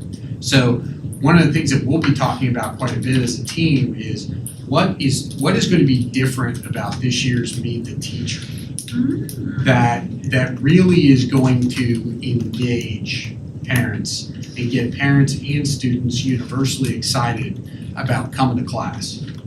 That is something we're going to work really, really hard on. And then also with open house, same thing. You know, within the first 4 weeks of the school year, parents are going to formulate some opinions about their child's teachers. Kids are going to come home and they're going to provide some feedback. That's the time where you go ahead and you come back around, and again, you talk about your expectations. You lay out why it's important to be there every single day. We're gonna make sure that those patterns and that relationship is established within the first 9 weeks through a common language. So then we can go ahead and hopefully address these issues before they become so intrusive on learning that we can't get any learning accomplished. So, but I think that this does come down to a lot of intentional planning around those first 9 weeks.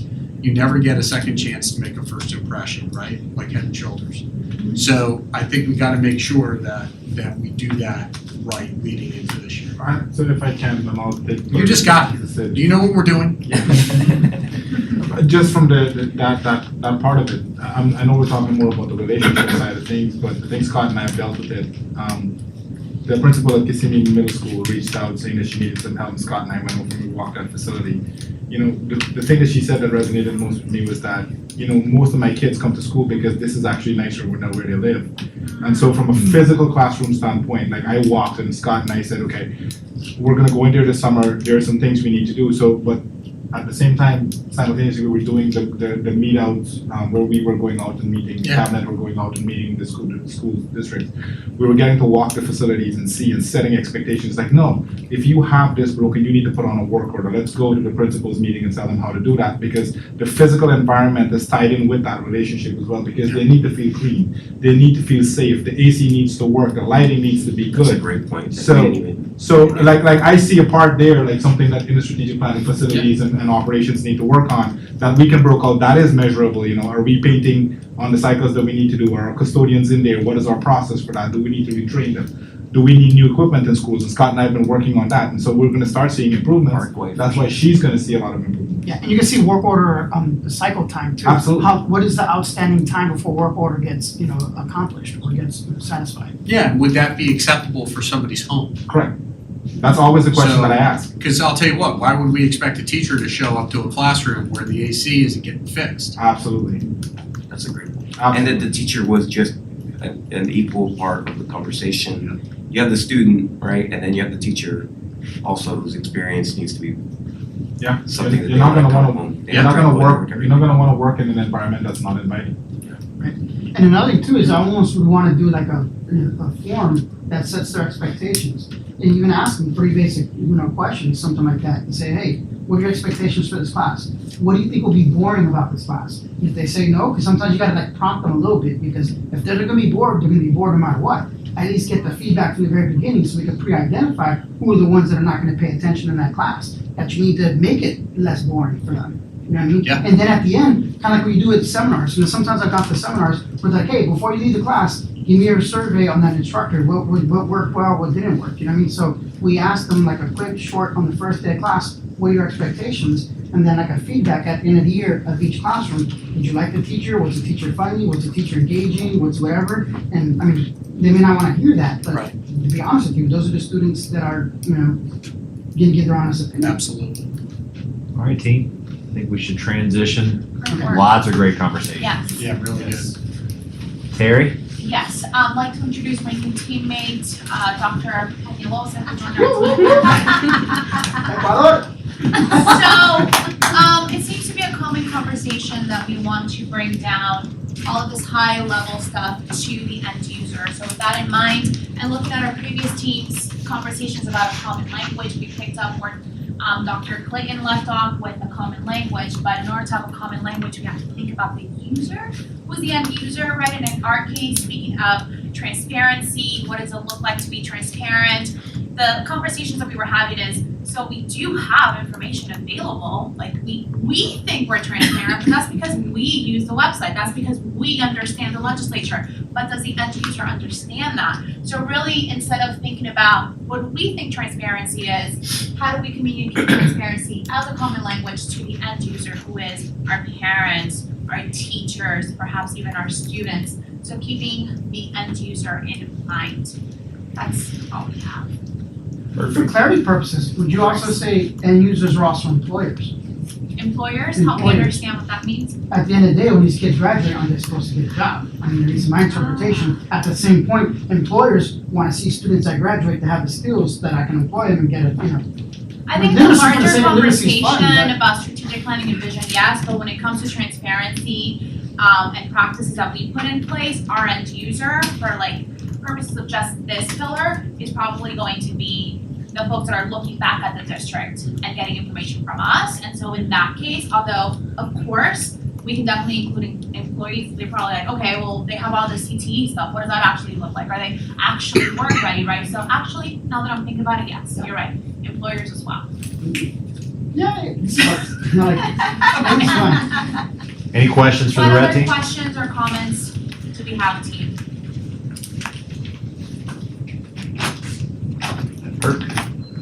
Boss, who's gonna put it over here in case.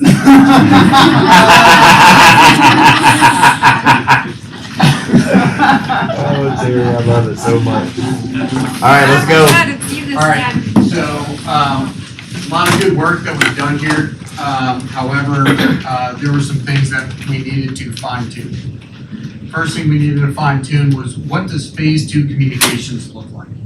So phase 2 communications, it can't just be what we did last year, right? It can't just be, we're gonna do the same town hall, ask the same 3 questions. Because I'll tell you what, if we ask the same 3 questions, we're gonna get the exact same responses as we got last year. Well, there will be nothing new.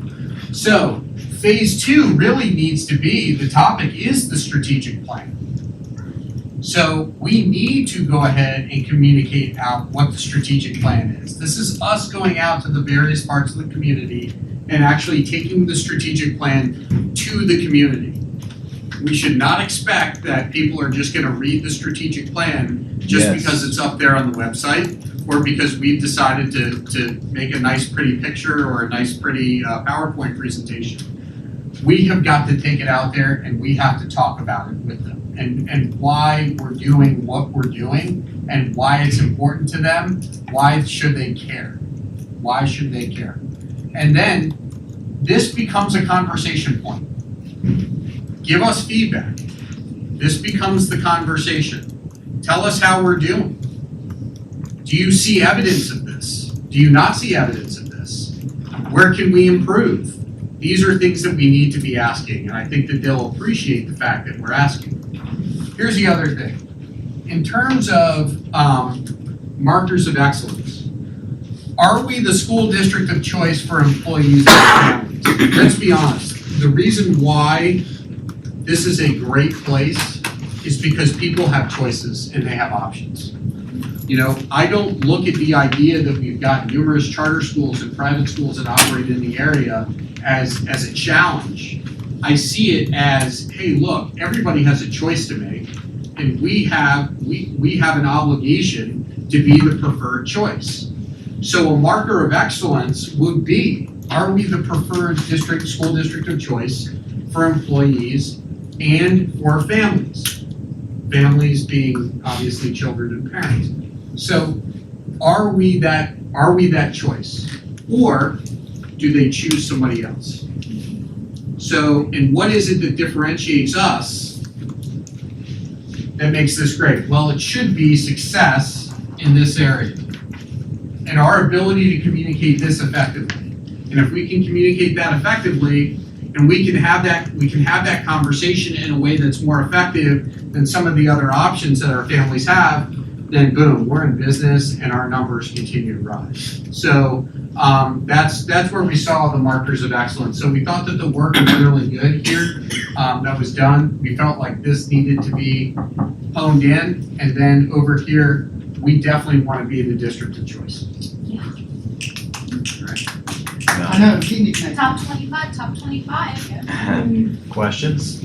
Well, it's awesome that you expanded on that phase 2, because we mentioned it as a generic thing, right? Like, we knew that we needed to drill down into that one. We left it as, so we're glad that you picked up on it and ran with that.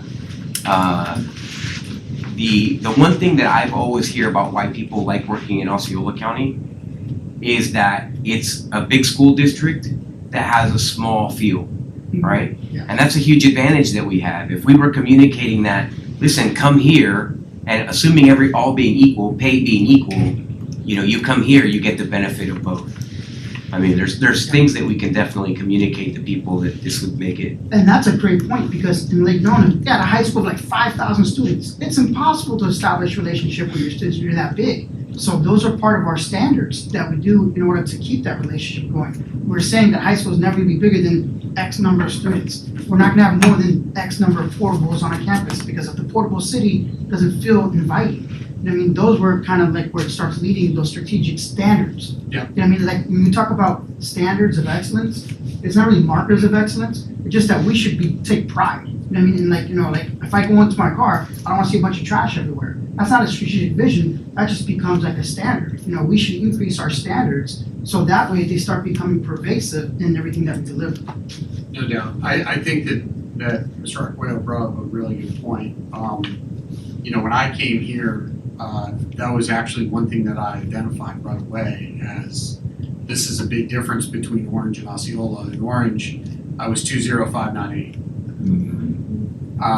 That's what I was. It's almost like, okay, that was my prisoner number. And it was since 1998. It was 20598, and people thought that I was an old I was an OG because I had a 5-digit number instead of the 6-digit number that they're on to now. 13546. So, but you come over here and I don't input my position number into anything. Now, it may be on the back end, which is fine, but here it's Mark Chanoff. It's Mark Chanoff. And that I think is a big thing. Or just Shanoff. Or just Shanoff, yeah. But I think that that's something that we don't talk a lot about, is the idea that, hey, you come here, yes, you're gonna get a big district feel. We are top 50 largest school districts in the nation, but simultaneously you will get individualized attention. And we have a flat organizational chart, really, if you look at it. If you email me, I'm gonna respond to you. It's just, that's the nature of the beast. So, but that's what you get when you get a small town or a small feeling of a school district, is the ability to access as many people as you need to access. So, yeah, I thought that was a good point. We have about 8 minutes left. Okay. It feels like because of the size and the diversity of the teams that we don't even really need to do another round because we don't need it to be perfect. It seems like you guys did a really good job. I would say phenomenal work from a collaboration point of view today. This was super awesome to be here and see how everyone worked together on this. So Mark, I think what we got to do is just debrief after this and kind of talk through where we are right now. Yeah. I think Jewel, you kind of nailed it, okay? So your observation was, hey, what is the sequence here? We did the visioning, but now that we're doing this, we're gonna need to go back to the visioning. Yes. I think that needs to happen, whether or not I'm a part of that or whether we do that virtually or whatever, but you need to do that almost like a couple of times, right? As this becomes more clear, you go back to the vision, you clarify and sharpen the vision. You really don't want, especially after hearing what your brand is and that we're a big district, but we feel smaller, everything needs to be really simple and very accessible, right? Otherwise, common language and a lot of these things would be difficult. So I think the better and simpler, the better job you do of owning the complexity of the vision and making it something simple and focused and direct, that'll be better than trying to make it this big aspirational thing. Yeah. Right? Really shrink it down and then get into this rhythm where what we're really going to do is hold ourselves accountable in these 12 to 18 month cycles.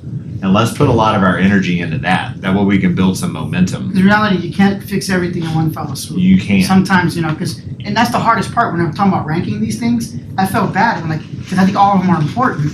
But at the end of the day, I didn't think that's true. There's a practicality of execution that you can't just do everything in one day. This is actually where the progress and change falls apart whenever you don't do this work here. This is the thing that this is why the process exists, and this is where the value comes from, is the prioritization. Because if you spend the time to really think about what matters, when you push the button, everybody's already directionally on the same page now. We can go figure out how we're all going to tackle attendance.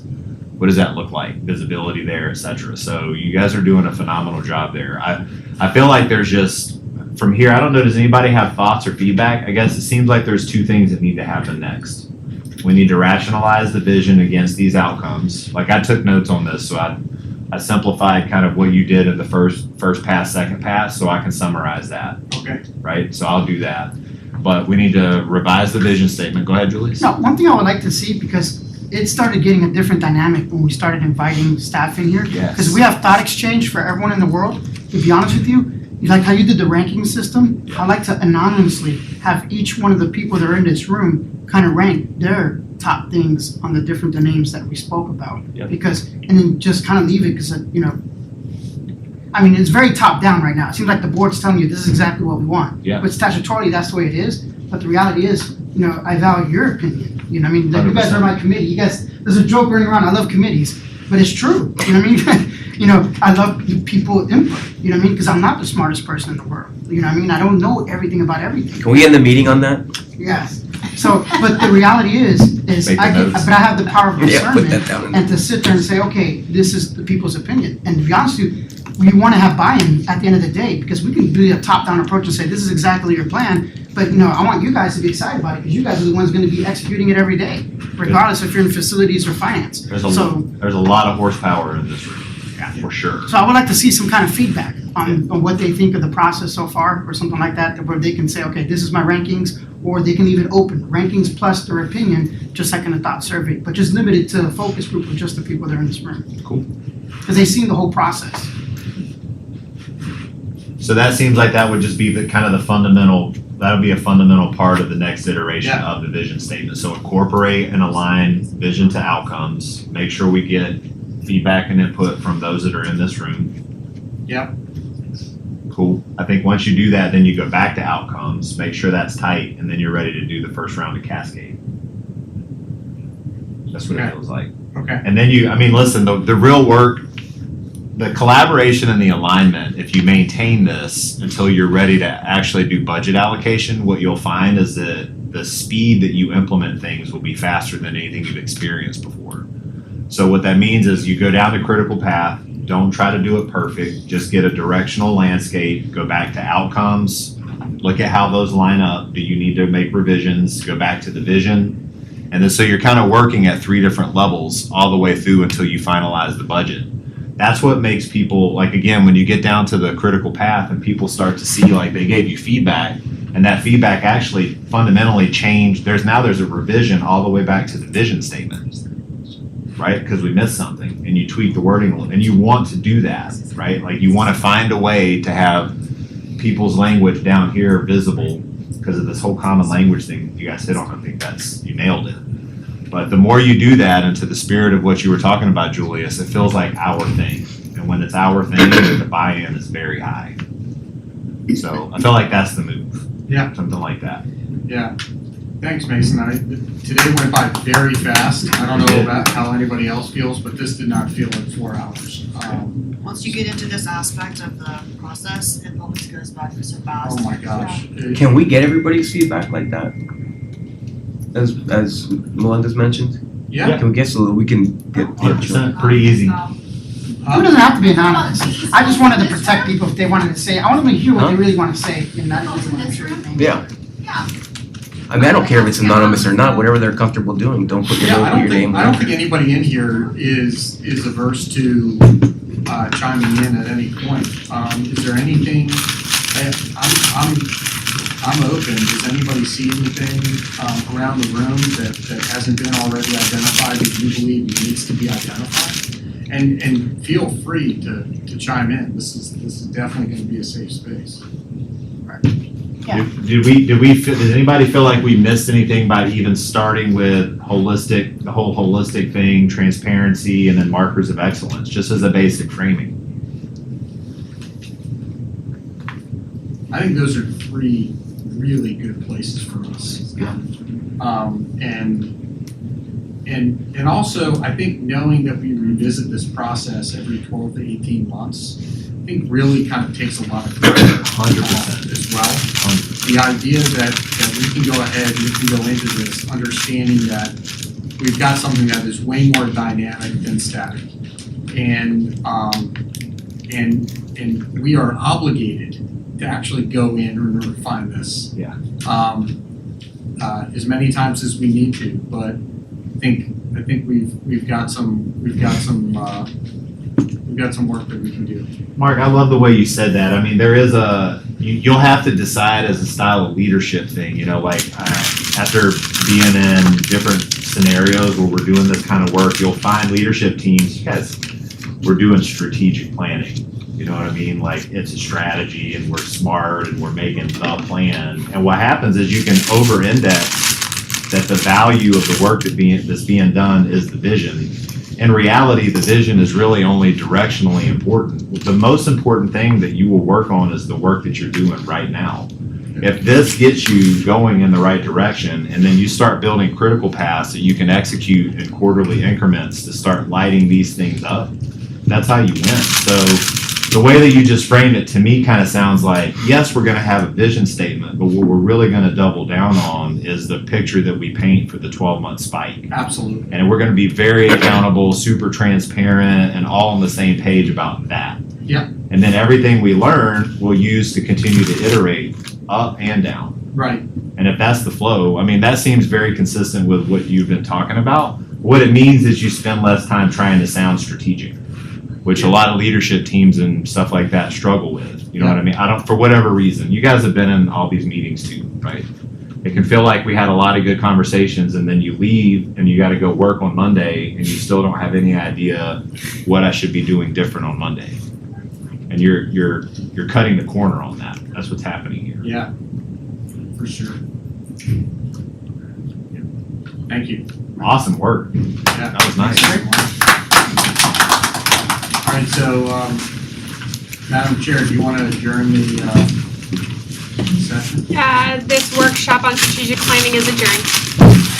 There are no fixed meetings. Done. Thank you, everybody.